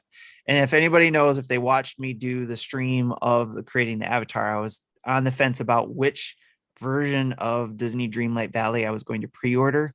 I ended up going with the Ultimate edition, which was $60, I think. But the reason why I went with that, I bought it on the Switch, I pre-ordered it on the Switch, is because if you have Xbox Game Pass, you get the standard edition with Game Pass. And the only way you can play the early release or the early access is if you own a Founders Pack, which I got the Ultimate on the Switch, and then I'll have access to the standard on the Xbox. So I can play it in those two areas without having to pay for it twice. So in order to play early access, you got to have a Founders Pack, just to let people know. So if you already have Xbox, you don't have to buy anything if you're paying for Game Pass. Sorry, if you got that Ultimate Game Pass there. All right, so I got that. I also have been playing Saturday Edition on the Playdate, which is a game that came out for the Playdate. If you don't know what that is, that's the little handheld device here that you can play. The little yellow device you might be seeing around. Tiny little device, kind of a little Game Boy-esque type game thing with a wheel on the side, a crank. Saturday Edition is a very interesting game because it's about a gentleman who made headlines back in 1976 with the account of an alien abduction, and then his life on another world there, and eventually returned to Earth about 10 years later. And in that 10 years later, he finds himself in the news again. So I found that to be very interesting, that all of that story content is in this little tiny device on this little game. So it's got me intrigued. I've been messing around with that, and we'll see where it goes. So that's what I've been playing. Awesome. Justin, what you been playing there, bud? This week I've been playing Call of the Lamb, still continuing to play that. However, I will tell you that it has gotten me to a point where I need to probably put it down for a bit, because it has frustrated me with soft locks and like the game not shutting itself down, but just basically locking. And it's happened enough that it's starting to really jar me out of it. But yet there's still this like Animal Crossing addictiveness of like, I need to go in and do this thing and do that. And so that has been sort of frustrating, but so Call of the Lamb, I've been playing more of it. But I'm also slightly frustrated with it. I can't wait for 6 weeks from now when a really good patch comes out and it's super, super stable, then that would be fantastic. Another thing I have fallen into, for those of you that are like, this shouldn't be shocked, but I have fallen back into Fortnite. And the reason being is that we have been looking after a friend of ours' son, and he's really super into Fortnite. So every day he's like, hey, can we play some Fortnite? And I'm like, okay. And so I have whipped through my battle pass. I am just about now done my battle pass in a very short amount of time. So that was kind of fun. And I picked up this week, I did pick up the Teenage Mutant Ninja Turtle collection. I had a chance to jump into the NES, the original one. And I played about 10 minutes of that thing. And I was like, yeah, this is like, it's exactly what I remembered it to be. And the care and love that they do to the game and the collection and the art and like the behind the scenes stuff is freaking amazing. Like Look, that is what every single. Y'all know that retro's my wheelhouse. This is the best retro collection that is out. Yeah. Bar none on any system. The amount of love that was put into this collection. Yeah. Wow. It's pretty amazing. And if you don't believe me, you can go over to our YouTube channel, and we've got an overview video there where I just go through, like, showing you all the games that are available, the different modes, the different options you have, and also going into like the turtle layer in there and showing all the nostalgia pieces and stuff. So it is 100 billion% worth every dollar that you spend on that if you're a Turtles fan. Yeah. If you played any of those games as a kid, it's like an instant trip back to your room on Friday night with pizza and Kool-Aid. Yeah, and then I also remembered like how just hard. Oh my gosh. The NES original Turtles is like, you're like, oh man, this game can I tell you brutal. The best part about this retro collection? Mm. You can watch the game being played. Oh, really? So there's a button you can press. You can watch the game. Now, hang on, Justin, and do one better. At any time, you can press the button and pick up the game from where it is in the video. You can actually play it. That's really awesome. That's crazy. That's very cool. Underwater. Everyone like Nintendo's like underwater. Everybody, the moment I made you it say to the underwater part. I feel like I'm pretty decent at video games. The underwater turtle part proves every time. No, I'm not. Yeah. That's so true, isn't it? Yeah. Like it, but you know, it's fun because like the moment you play it, if you play the games like we all did growing up, like the nostalgia hits you square in the face. And you know, even the graphics like do the glitch, right? They do that kind of like, you can take that out if you want to too. Oh man, why would you? Right? Like it's just it's amazing. Good. It's so and again, I've only played just a little bit of that, but it's so good. Marty, you've been playing more of it. Do you want to talk more? But that's all I've been really playing this week. I was just all I was going to add to it was just how much fun it is and how like I think it's a perfect way to kind of cap off like Shredder's Revenge, you know, came out a few months ago. It's fantastic. I've loved playing that with my son and introducing him to Turtles beat 'em ups, which he's played before. Like he has played Turtles in Time and everything before on Super Nintendo, but now we can play it anytime we want to. And I really am like, I guess here's the part that really surprised me was realizing how big an impact Ninja Turtles had on me as a kid. Because, okay, like y'all, Turtles kind of launched around the time that I was like 9 or 10. So I was kind of like, it was the last like kids show cartoon toy line that I was really into. Super big because I had Transformers and G.I. Joe and He-Man and all that. That was earlier on in the 80s. And now that was when I was 10. Yeah. See, Turtles for me was like that transition to preteen.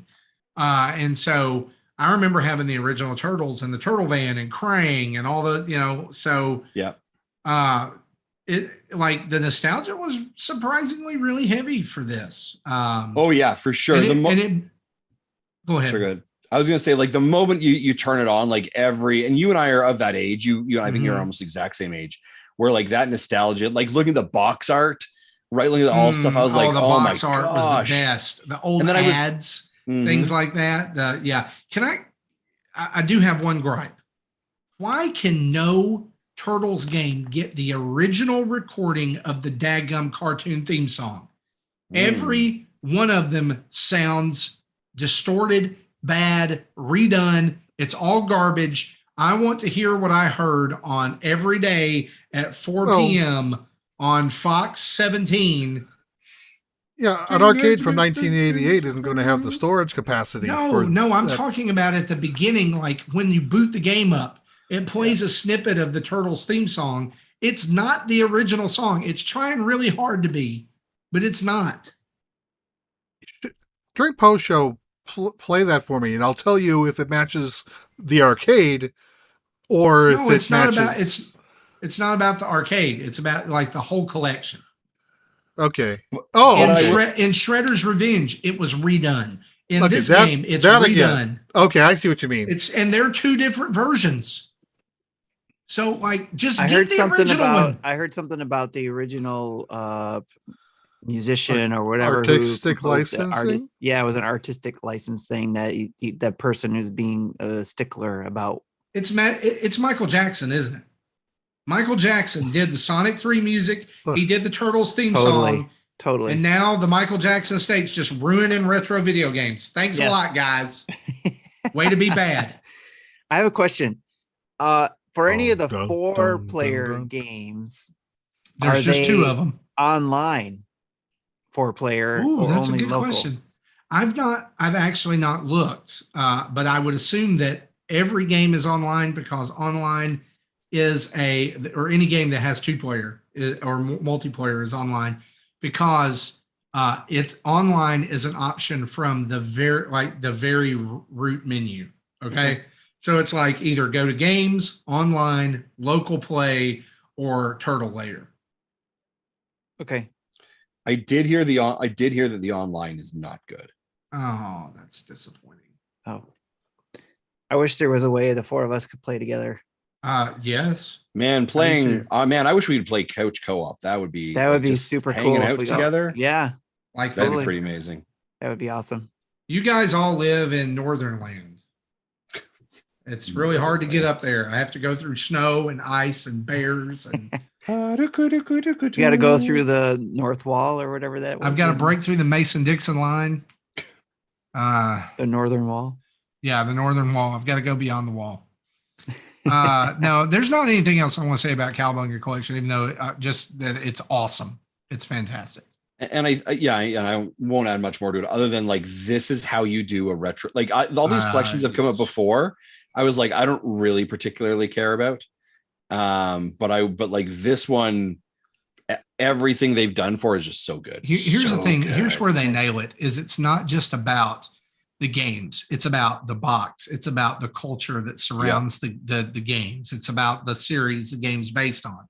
Like Mega Man did a good job. They did a good job on that with like having, music and art and boxes and stuff. But I just feel like this is a little extra. You get what I'm saying? Like 13 games, guys. And yeah, some of them are repeats, but look, do not sleep on Fall of the Foot Clan, the original Turtles Game Boy game. It's awesome. I used to play that on the Game Boy, and it is so good. That was one for a the Game only Boy Turtles game I had was that one. The art, the pixels, like the characters are huge. The sprite work is so good. They just did a great job of capturing turtles in that game. So yeah, totally fine. Did you have any other games you were playing, Justin? Because no, I'm good, pal. I'm good. Okay. I'll slip in here and talk about one game that I finished, and that is Live Alive. Guys, right now, I'm going to tell you this. Right now, Live Alive is my game of the year. Wow. That's crazy. It is ridiculously good. It is so good. And I can't say anything without spoiling it because like there's so much. I'll say this. Okay. I have never played an RPG game before and probably won't play one very much since where an entire chapter of the game, you can finish the game as the villain. It's epic. It's so good. And so I played it. I got the bad ending. I went back and did it right. And I put about 5 more hours into it. I got the good ending. So I won't say 100%, but I did what I needed to do that, which was take all the heroes or find all the heroes in the final place and take them to their dungeon trial and find their weapon, their ultimate weapon. And then we went to fight the final boss, which actually the whole final chapter of this game, including the final boss fight and credits, cannot be, pictures can't be taken of it. Video can't be taken of it natively on the Switch. You would have to stream it and record it that way. But it's really good. It's really good. Adam Raffle asks, Marty, do you agree you miss a lot if you don't complete them all to wrap the entire story? I would want to know what he means by complete them all, because when you go to that final area, you choose one of the heroes that you've already played as to be your party leader, and then they find/rescue everyone else. So technically the game is telling me I completed it with a Bomaru. But I had a party of other people without getting too far into it. I think you miss it. Like if you just get the ending where you just go and it's like, oh, I found 4 people and I beat it, you do miss out a lot. He says some people have only played a few of the RPG stories and called it a day. No, you got to. And here's the deal. Like if you start noticing through as you play it, I've said this before, there's different details that keep popping up in all of them, like different names that are the same, different kind of threads and you can kind of start seeing the initial 7 chapters do not weave together at all. Like you're not going to find a thread of prehistory in near future. You're not. But it all does come together in a beautiful way and you need to play it. It's so good. Like it restored my faith in JRPGs. I'm going to say that. Episode really asks, can you kill Palom and Porum? They're not in this game. They're from Final Fantasy IV. In case that is correct. That is correct. One of the most heartbreaking moments of my early teen years, getting to that moment in Final Fantasy IV. Ugh, hate it. I always thought that there was a way to bring them back. There's not. Anyway, guys, that's Live Alive. Go play it. Game of the year. It will probably still be my game of the year at the end of the year. I'm gonna say that. It's gonna be my Nintendo game of the year. That's barring God of War Ragnarok, which is not a Nintendo game, if you didn't know. So, yeah. Live, game of the year. I'm still stuck on the Edo, and I think if I ever get around to getting back into the game, I'm going to have to walk through that just to get past it, because that thing's confusing as hell. Anyway, so what I've been playing, Pokemon GO, was the final event. Was part of Pokemon Go Fest. I did a stream. I tried to do a stream on Saturday. I don't think I'm going to try to stream these anymore, just because the game is getting more and more to get out and do stuff outside, getting out of the pandemic mode, and I can't stream that. I can only stream it if I can play it at home. So yeah, I had fun with it, but it wasn't great. I was just more disappointed that I couldn't stream it than not liking the content. But it was a lot of, go spin stops, go beat down some Team Rocket grunts and walk a kilometer. You can't do that from the house, so. You can walk around your living room. Well, GPS isn't that sensitive. It doesn't. Right, and then as Robo Jesse mentioned earlier, that the professor is back, and he brought Cosmog with him, and so that event started today, and I have to finish the first page, which requires 15 psychic types, of which there are no psychic types spawning, so I probably can't do this until the psychic event starts on the 6th. Then I can actually get the Cosmog. Right. I've been continuing my playthrough of Picross 3D. I think I'm almost done with it. I'm on the hard levels, level 10. I finished all the main puzzles. So the 7th and the 8th, I didn't get a perfect score because I went beyond the beat this time to get the perfect score. I don't know if I'm going to go back to it and clean it up, just because a lot of these are, you got 35 minutes to solve the puzzle, but your fast time to beat is 15 minutes, and I solved it in 14:58. 14:58. There's a lot of puzzles like that. I'm like, and like the final puzzle is like, I have a 15-minute time limit, and even that I'm going to run out of time on it. So that's a lot of time just gone. But so I'm going to play a little bit more of that, and but that one's almost done. Going on to the PlayStation 5, I picked up Inscryption and started playing that. I always forget how how hard of a time I have with Act 1, but I think I'm still in tutorial mode where the game is slow rolling things at me. I think I've played five runs and failed each time. Though the first run, they did a change. Before I don't think you could get to the first boss before it threw a wall of grizzly bears at you, so that you couldn't beat it, to force you to lose that first battle.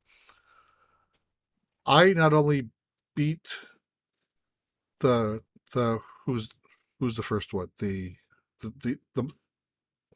gold miner guy.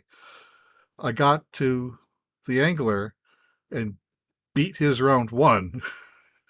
And I would have beat his round 2 the way I had things set up, but the round 2 was, nope, this is too soon, and then threw 10 grizzlies on the board. So yeah, and I have gotten to the trader twice out of the 5 times, so I'm getting good runs. I'm just making stupid mistakes or just having bad luck with my cards. But I think Blanco said he was going to pick this game up. I haven't heard from him yet whether he likes it or not. I'm looking forward to hearing what new players think of the game.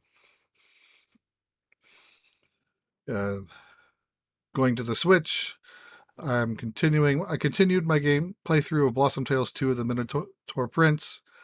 I'm at a stuck point. They just did a big patch for that from what I heard too. I did see that an update came in. I don't know what's in the update. But, I got the 3 pieces of the key to open the big gate. I got in, which is, the entrance to the Minotaur's lair. I found the Minotaur's blacksmith and said, yeah, I'll upgrade a sword for you, but your sword sucks. Find me a better sword and I'll make it better. The only other sword I've seen is like a sword in the stone sort of thing out in the middle of the ocean that I don't know how to pull out. So I don't know what to do at this point. I am mentally soft locked in this game. If I don't, I'm gonna either the game gives me a new hint with the patch, or I'm gonna have to look it up. So I don't know what to do with that. A game we got a code for, Alumni. It's an escape room game. I did about an hour-ish live stream on Sunday. So that's out there. I got about a quarter of the way into it. Like the first 2 rooms I went through pretty quick, but then there was a few puzzles in the 3rd and 4th rooms that I got stuck on and needed to look up the solution. And so even most of those times I had to look them up, I still don't understand how the solution was acquired. So bad puzzles, I don't know, or I just don't get the logic. But this is something I plan on finishing. But Inscryption is where I've had to put my priorities on the last few nights. And then I started RPG Time, The Legend of Wright. I think I'm 20 or 30 minutes in. I'm not that far. But I'm liking what I'm seeing so far. I'm probably going to pick that one up. I've heard you guys, actually, I heard Tim talk about it and seen a lot of favorable reviews, but I've got to finish a few games first. I will say, I'll add a game to mine. I've been playing Deltarune. I loved Undertale, but I don't know why I've never finished Chapter 1 and Chapter 2 of Deltarune, but I'm further into Chapter 1 than I got my first attempt. And I just, this week has been a lot of, school related stuff for me. So, a lot of reading. So, that kept me from playing a lot, but yeah, I'm playing Deltarune and enjoying it. This is a game I have never played. Have you ever played Undertale? Nope. You need to. Anyway, that's I played like the tutorial section of Undertale and stopped, and that's all I put in. But I did play. Is in my top 5. I did play through both chapters of Deltarune and liked those. And here's the thing: is that if you haven't played through Undertale and done the pacifist route, that Right. Deltarune probably didn't make a lot of sense. I seen a lot of theory videos, so I know I have an understanding of what's going on. I gotcha. I'm not completely dark to it, but gotcha. Yeah. Well, guys, so that's what we've been I do playing. understand what you mean. Let's turn on the community spotlights.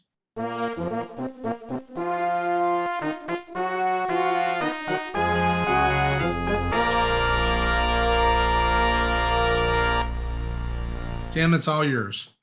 All right. Monthly Mayhem is wrapping up with the qualifying time trials that they're doing. In fact, probably ended today as we're doing the show. And they will be doing the head-to-head matches shortly. Again, if you want to be involved in any of our monthly Mayhems, just again, be a part of our Discord by subscribing either through Twitch or through Patreon, and you can join in on lots of our monthly Mayhem contests and other things going on. So like the bounty board, Ebicel won recently, the biggest bounty board that the Dads After Dark has ever had, with collecting all the Lego Star Wars Skywalker Saga Kyber bricks, or I would say the majority of them. I think there's still a bit to collect, but the number we had was 1,166. That's what he got. And he won the bounty for that. Congratulations, episode. Yeah, they've rounded that out to a nice 1,200 now. Yes. But hey, the original number was 1,166. Yep. He did what was asked. So we also have Game Pass News doing contests. They have their achievement hunters. They'll be working on that one coming soon. But right now they're giving away a 3-month Game Pass. So go check out their Twitter for that information on how you can win that 3-month Game Pass, which is go to @Game Pass News at Twitter. And it's actually pinned to the top of their page and what you need to do there. So there's a lot going on in the community. There's always other things besides these things going on. We have like fantasy football coming up. We've been doing the Fantasy Critic all year long. So lots of fun things going on, and there's usually prizes that go along with those things. So usually eShop credit. I need Final Fantasy. I mean, Dragon Quest 3 TC2D to finally release, or to say that it'll be delayed until next year, so I can try to get it out and get a different game in. Otherwise, because I've already done all my trade outs. I can't do any more unless Jesse's hoping for that announcement at the next Nintendo Direct. So, all right, well, now we got our questions that we got quite a few here, and I'll jump right in. First question comes from Mecca. When getting a new game, have you ever felt pressure to say playing it on stream, or are you able to let that go and just play it by yourself for fun? Oh, Mecca, that is a can of worms. Oh, yeah.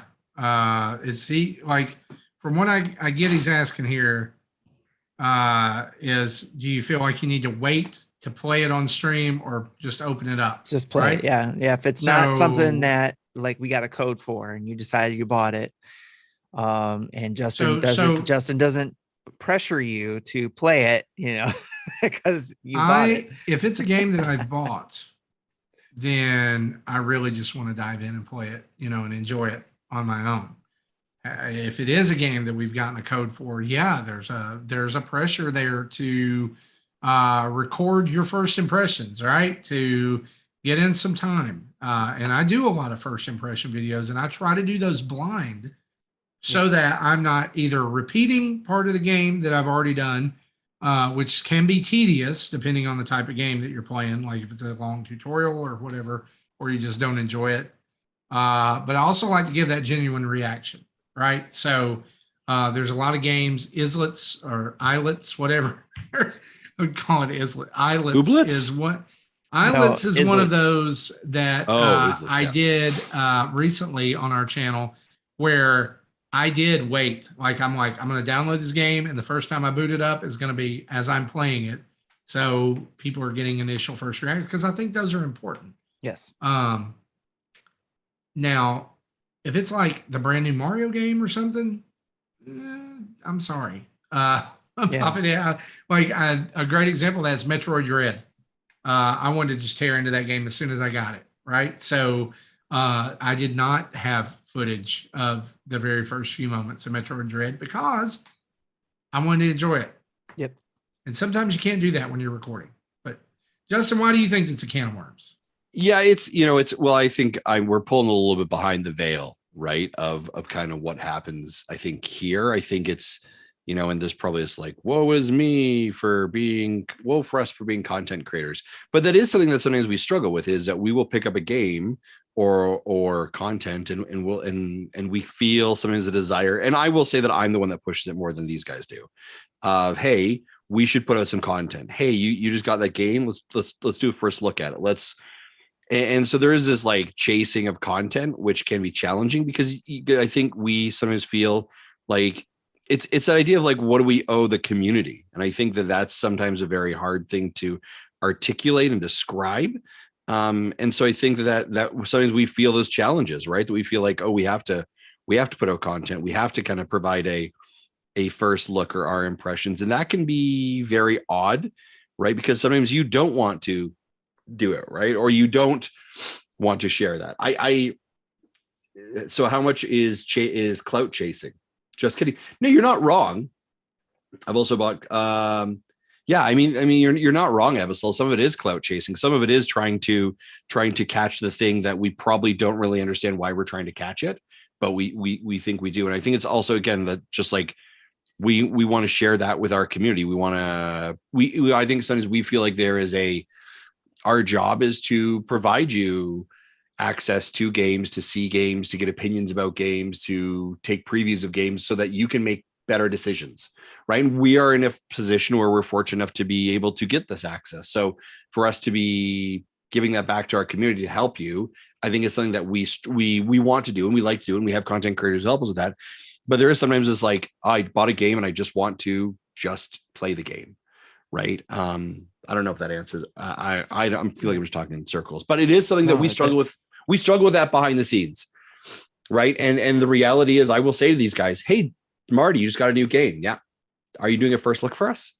Right? And he's like, "I wish I didn't tell you I got you game. I got a game. Fair enough, fair play, right? I understand that." And it also depends on the game and what your history with that type of genre is. Like, I probably wouldn't stream an RPG just because I want to spend the time to read it and get to know it, as opposed to having to stream it and read it out loud if it's not voiced and whatever. Like Mecha used Live Alive as an example. But so I probably personally wouldn't do it. But Roger, he's live streaming the entire game, on his Twitch channel, and then cutting together highlights of each chapter into smaller videos that he's putting on his YouTube channel. So that anime one that I liked, Roger really liked that too for the exact same reasons. Right. Anyway, and some games just probably wouldn't watch well. Like, who wants to watch me play Picross? Yeah. Well, and the other part of those, and it's funny, Ebisol's asking, like, the other part of it is that we do try and align our team with things that they do like. Right? Like, no one's be like, okay, Code came in. Okay, I guess I'm playing Picross. Like, so when codes come in, we'll say to all of us back here and behind the scenes, hey, who's interested? And if no one's interested, I'm not gonna be like, well, Marty, you didn't do something last week, so you're in now, right? We'll be like, okay, so none of us are interested or none of us have availability, because we don't want it to feel like work. We want to be like, hey, was this a game that you were already interested in? Did this pique your interest? Were you thinking of purchasing this? Yes. Okay. Well, perfect. Well, we've got access. Do you want to give a go? Right. And so that's the way that we try, I think, to do the content that we put out. So I don't know if that is right. Seems like a better way to share it too. So Mecca answered my question with the community would, about watching Picross. So let's test that theory, because I did a stream of Logic Pick because we got a code for it. That was a 37-minute stream that has about 160 views. So I guess that's normal-ish. I actually expected that to be lower. But yeah, but the ones around it are also in the 180s, so I guess that is normal. Cool. All right. Great question, Mecca. And the next question is from Spider Shan. The TMNT Cowabunga collection is stocked full with a ton of great games and extras. I've probably spent more time going through the extras than playing the games themselves. What older series of games would you like to see in a similar collection? I'll give you my answer right now, and it may already exist, and it may already have the answers that we're looking for. But I would like to see the Disney Afternoon collection have that kind of access. That's a good one. I mean, it does, but it's just not on the Switch. Yeah, that was why I was like, I don't know if it exists. If it actually, yeah, we should did that. That one should definitely be on the Switch. You know, at this point, we're kind of done mining the big franchises for retro collections, right? Mm-hmm. But I think a Game Boy collection of Zelda games would be cool. Yeah. Mm-hmm. So, Link's Awakening, Oracle of Ages, Oracle of the Seasons. Yeah. Right. Like we kind of talked about earlier on in the show. Yep. Minish Cap. Yeah. Yeah, all the good series I can think of have already done it. The one that hasn't, like even Dragon Quest on Switch has a 1, 2, and 3 collection physically. Digitally you can buy them separately, but they're on cart the bundle. But so along those lines, something we don't have is the Zenithian trilogy 4, 5, and 6. That did have they were originally on Famicom and Super Famicom. And they had DS releases separately, but I doubt we'd see them because those are beefy games as a bundle. But I would like to see them, remade again, or at least available on a system other than the DS where the cards won't cost you $250 to try to buy. Yeah. All right. I still have my carts from when I originally bought them, but not everyone can say that. Yes. I just want the Final Fantasy Pixel remasters to come to console. Yes. With all the improvements that they made with that. Like, guys, I don't understand. I really don't get Square Enix leaving money on the table with those Pixel remasters. It's like, yeah, we're just going to do these on the most. We're going to do it on Steam, but we're also going to do it on mobile, which, with no controller support, because everybody loves that. Yeah. Yes. Like, really? And I've been thinking about starting a 4 up from that because I never did finish 3 and probably won't go back to it because I don't know. Honestly, at this point, like, and what sucks about it is, as a Mac user, Steam's on Mac, but they only made the Pixel remasters available for PC. Yeah. And I'm sure somebody will be like, ooh, PC Master Race. I don't care. I just want to be able to play games. I want to play games I like. So why are these not available? And for God's sakes, why is Chrono Trigger not available anywhere? Right. Come on. Again, the last time it was released was on DS and PC. Right. That would be like a Square nostalgia collection. And I am very aware that they did a Mana collection. It has Secret of Mana and all that in there. Great. That's fine. Do a Square NES, SNES nostalgia collection. And that'd be amazing. I'm in there. There you go. That'd be cool. Next question is from the informant. Here's a question for Uncle Jesse. Insert Full House theme song. We can't though, because we'll get, strike against copyrights. That. Yes. What are your thoughts on Picross 3D round 2? I'll ask you that first, Jesse. What are your thoughts on that? I remember liking that. I did play through it when it was new, and actually have been thinking about picking it up again when I'm done with Picross 3D. Nice. He says he's been playing the first one throughout this year, and he's been enjoying it as well, but he does not love the price tag for round 2. It's probably a full $40 game. Yeah. So, but he's also mentioning this because time is running out for the 3DS eShop. Do you think Nintendo will put any of their eShop games on sale for one last push?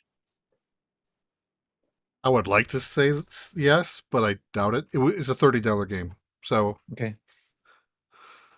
Yeah, I was looking through there too, and I noticed a lot of games that I possibly would push the button on for were not on sale. So They're Yeah, no, not I don't- going to be. yeah, I remember going through the eShop. There might have been 1 or 2 games I was thinking about, but I didn't want to pay $40 for it. So if they do put games on sale, say, hey, okay, we're February 1st, you got 2 months to go nuts. Everything's half off or something like that. Yep. Then yeah, I'll dig through things again, but I highly doubt they will. Well, speaking of which, Bruce also asked, what are the last ditch games you'll be buying for the Wii U or 3DS, gentlemen, if any? I don't know. Yeah, I don't even know. I think I've got looking most in the of them. eShop. Yeah, I was actually looking through the 3DS one recently, and I can't even remember what popped up that I think it was the Persona games, possibly. Persona Q2 specifically. Q and Q2. Yeah. Yeah, I picked up Q2 But those are last full year price when it right was on. now. I picked Q2 up last year when it was on sale. Yeah. I didn't think of it then. So how about you guys? Anything? Nothing else? Nothing stands No, out. like actually. I said, I mean, I just want to make sure my downloads are secure, Right. and then I'll be good. Yep. And I think the deadline to add money to your account has lapsed. So either if your account is tied to the same account as a Switch, you can add funds that way, or you're stuck with what you got. Yep. Also, continuing with what Bruce said, he posted this on our Patreon actually, and also in our Discord. We had a little conversation going because he was debating whether he should pick up Metroid Prime Trilogy for the Wii U eShop because of all the rumors. I shouted out in the chat in the Discord that he needs to buy it. He has to. It was like back and forth. That's still $20. I don't remember how much it was. I just told him he had to buy it. And so he's put a message in Patreon saying, "Hey, Tim."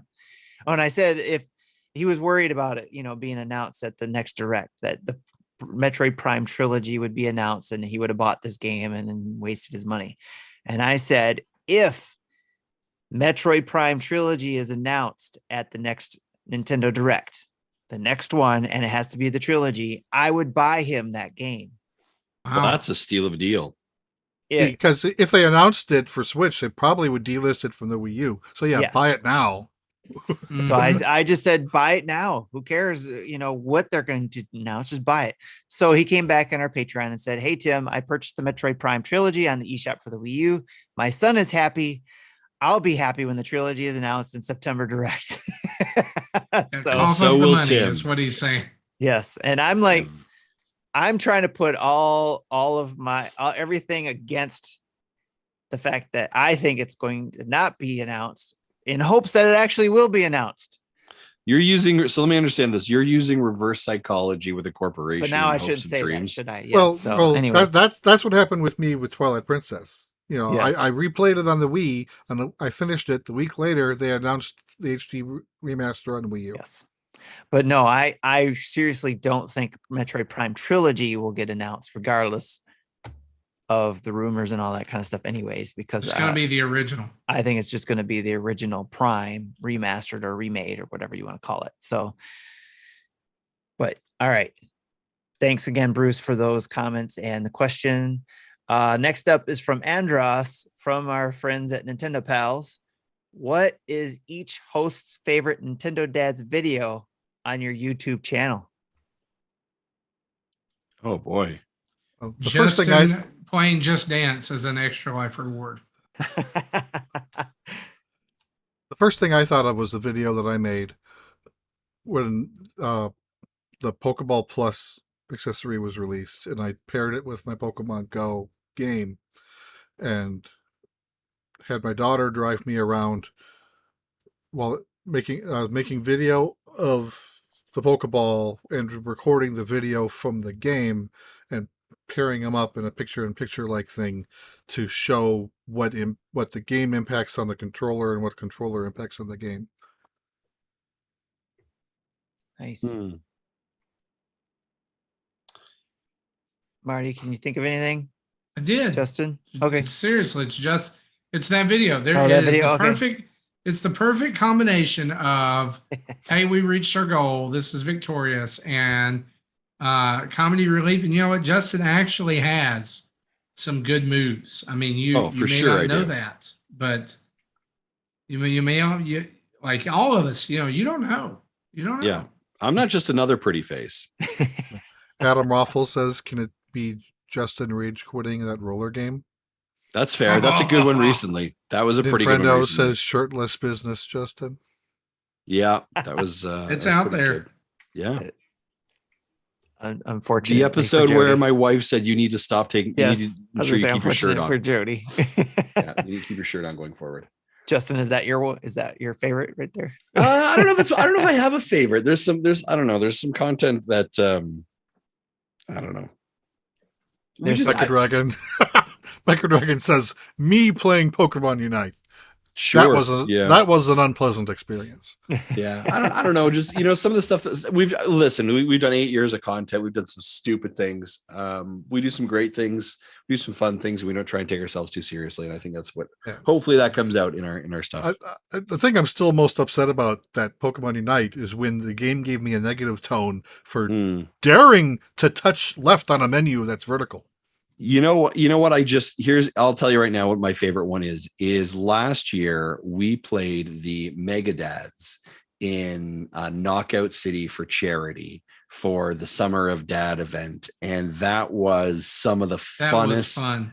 That was, I mean, it was just a lot of fun. It was just tremendous fun, actually, if I'm being quite honest with you. So I know the video that never happened because I just didn't have the time to do it was when Tokyo Mirage Sessions came out. I was planning on doing a video comparing and contrasting the Wii U and the Switch version. And nice. I had a partial script written. I had video saved, captured on the Wii U version and the Switch version, and I still have those assets somewhere in my hard drive. I just never got around to putting it together, and by the time I had the time, I'm like, oh, it's too late now. No one cares. I think some of the best stuff is the stuff that people don't see, which is our like pre-show and post-show garbage that we do. Because there is, I mean, if you think today we came in hot, you should see what happened, 30 minutes before the show starts. Some of the ridiculousness that we end up having. I think it's what it is. It's sometimes just when you just hang out with friends, hang out with people that you know really well, and you're comfortable with each other, you're just having fun. And I think and hopefully in our content, sometimes we take ourselves a bit seriously, but hopefully in our content, what you get from listening to us or watching us is a bunch of people who just have a bunch of fun and are passionate about video games and parenting. That's it. Right. And hopefully that comes out. Yes, absolutely. And I'll be a little selfish here in regards to my favorite would probably be the very first episode I got to do with you guys, and not necessarily as an official Nintendo Dads host, but actually as a producer. When I got to do that, that'll probably be my favorite because I got to hang out with I was being a fan of the Nintendo Dads, being able to hang out with you guys and do a show was pretty darn cool. So I think that's probably my favorite. That's a good question. So great question, Andros. TKO3, with the news of Halo Infinite couch co-op being shut down and it upset Xbox gamers.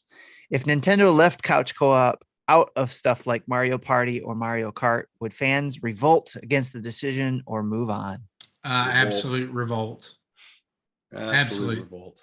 Nintendo is still hanging their hat pretty heavily on couch co-op.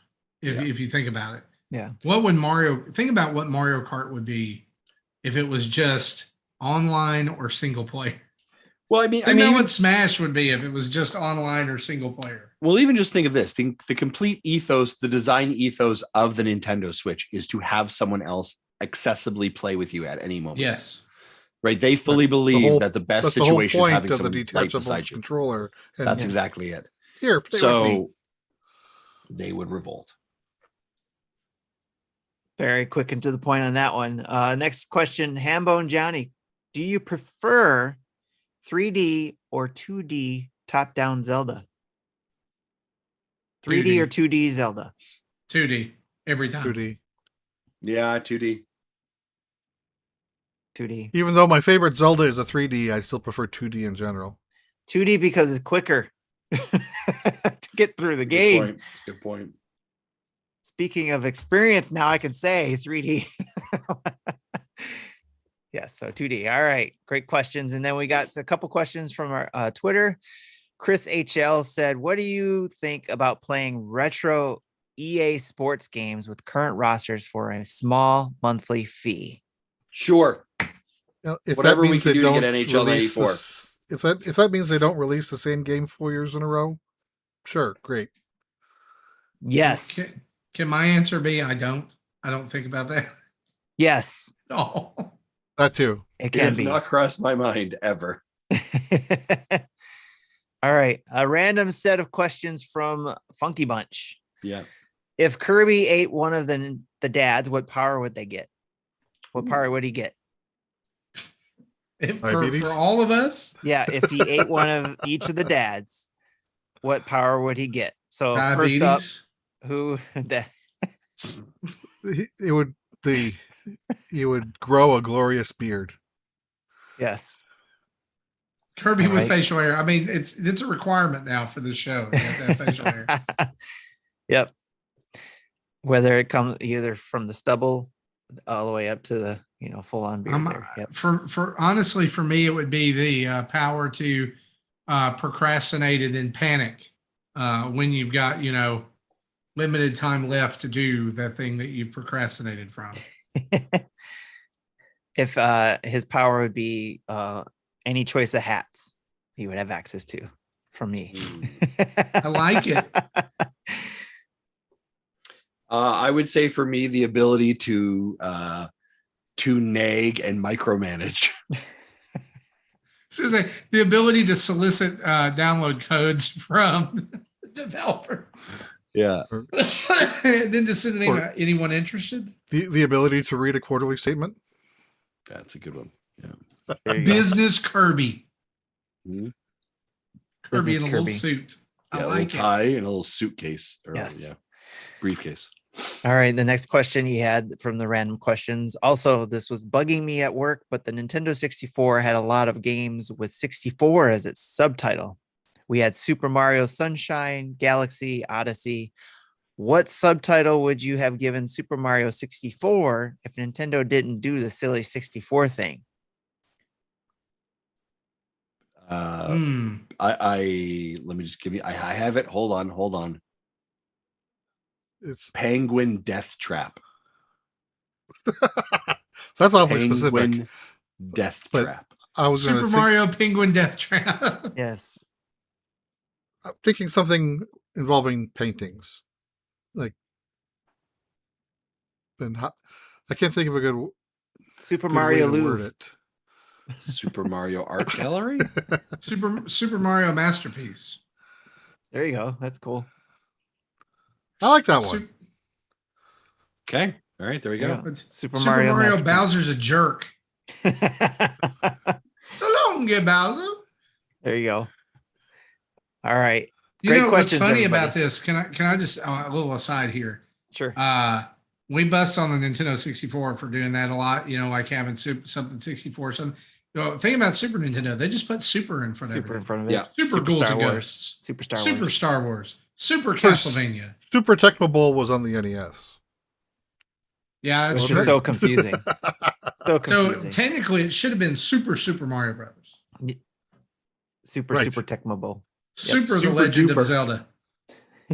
Super duper. Super duper Mario Brothers. That's it for Nintendo 64. It's Super duper.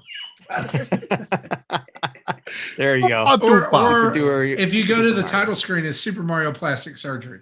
Yes. Right. All right. We've real got quick. to quit. I'll get through the Nintendo Dad's family of podcast spotlights.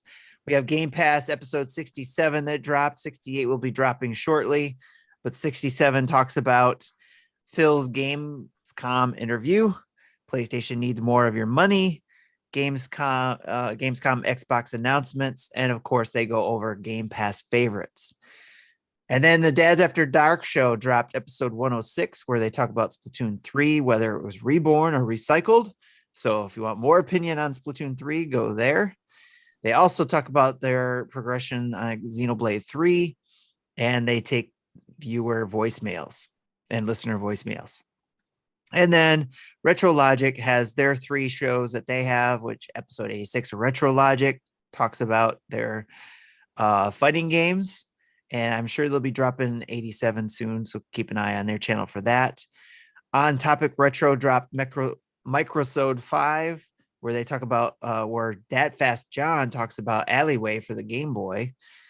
And then season 2, episode 3 of Retro Groove. Grab your popcorn. Retro Groove is going to the movies 30 years ago. In fact, the movies from 30 years ago. In their latest episode, they break down their top 5 movie soundtrack albums of the 90s. So Gen X folks out there, or even anybody who's into the music of that time, go check it out. It's a great topic for them to talk about. In fact, if you go to their Retro Logic Discord channel, there's a Retro Groove channel there on the Discord server where they talk about a lot of that stuff. And I contributed a few soundtracks of my favorites there too from the 90s. Gentlemen, do you have any favorite soundtracks from the 90s that you? Yes, I was hoping you would ask. The Cool Runnings soundtrack. Oh, okay. Is amazing. Very good. Very good. I will tell you the Forrest Gump soundtrack. Yes. Is amazing. That was fantastic. Jesse? I never bought many soundtracks, but the one I do remember buying was Aladdin. Yes. Oh, you had that. You had that. I can show you the world. I had the one with shining, shimmering splendor. I had the version that had the correct. Princess, since when did you last let your heart decide? Oh, new world. Oh, that hurts. Okay, wow. I had. Good. This is like the first print of discs. I don't have it anymore. I wish I still had it. Where the opening theme, the opening song, had the right opening lyric. They changed it on the home video, and they changed it on subsequent OSTs. Uh-oh. Where they cut off your ear if they don't like your face. Ah, okay. So if you watch a Blu-ray, that's not going to have that lyric in it. Only like the original I don't even think the original VHS had it. It's on YouTube. You can find it. I'm sure you can find it, but that bothers me every time I hear the new lyric. Like, that's not how it's supposed to be. 30 years ago, it bothers me. Ninfrendo coming in here, hitting hard. Titanic. Near. Oh boy. Far, wherever you are. Speaking of Retro Groove, let me Dion. throw it out there too real quick. Retro Groove has done episode 3 of We Are OFLK for us in our videos. They are guest first looks and reviews of that those episodes. I think they're coming out. We Are OFK is coming out with 5 episodes, if I remember correctly. He's done a video for the first 3 that's come out, and he'll be doing the other 2 coming out later. So keep an eye on our channel for those. And thanks to Liam of Retro Groove for doing that for us. That's awesome. That's everything for our show, our family of podcasts. Okay, well, guys, with that, we're going to close up episode 390. And we want to thank you for joining us and listening to us go off the rails a little bit tonight. But hey, every now and then it's okay. As we close up, we want to say a huge thanks to our Patreon producers, Dave Ernsberger, Solo Something, Alexander Ocampo, RJ Kern, and Chad Benoist. They're in at the $30 level over at patreon.com/Nintendo Dads. You can go over there and join up and be one of our patrons as well and get lots and lots of great stuff over there at patreon.com/Nintendo Dads. Or you can follow us on YouTube or Twitch. Those counts are growing each and every day as we speak. And we've got 14 Twitch subscribers right now who also get access to our Discord community by giving us their Twitch Prime subscription each and every month. If you're an Amazon Prime subscription holder, please feel free. Go in there. Toss us your free Twitch Prime subscription. we would love to have it. You get access to the Discord as well. And real quick too, they have a percentage off right now going on if you subscribe on Twitch. So I think it's like 20% off. You get. I think isn't Twitch? Isn't this September? September. Yes. And I think I read if you were subscribed for longer, you'll get a deeper discount.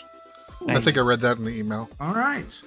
Well, you can also head over to manscaped.com and score some free gear with the code, not free, discount gear, with the code NINDADS. That's an INDADS. You can also head over to nintendodads.org where you can find all kinds of info about where to find us on social media, our Patreon page, our Extra Life campaign. And remember, if you join up and we reach so many, how many is it, Tim? 7? 7, yes. Yep, 7. That's we correct. get to all start with a little bit of money in the pot. So go on over to either extra-life.org, search for Nintendo Dads, or you can find it at nintendodads.org. Email us at nintendodads@gmail.com or call in and leave a voicemail at 929-25-NDADS. That's 929-256-3237. We would love to feature your voicemail on the show. I want to say a big thanks to OC Remix for the music used throughout the show, and I'll remind you, wherever you download and listen to this podcast, whatever your app of choice is, whatever your service of choice is, go in there, leave us a 5-star review, write some nice words about the show. It helps people find the show. And look, one of the best ways you can help people find the show is just share it with them. Hit that little box with the arrow coming out of it, share it, say, hey, I think you'd like this. You're a Nintendo fan, you're a dad. It's Nintendo Dads. Check it out. Don't even give people gifts anymore. Just send them like links to our show and say like, happy birthday. You're welcome. That's it. That's it. Happy birthday. Here's a podcast. Yeah. It's fantastic. Well, guys, this has been episode 390 for me, for Justin, for Tim, and Jesse. We'll see you next week. Have a good one. Bye-bye. Bye-bye. Later, peeps.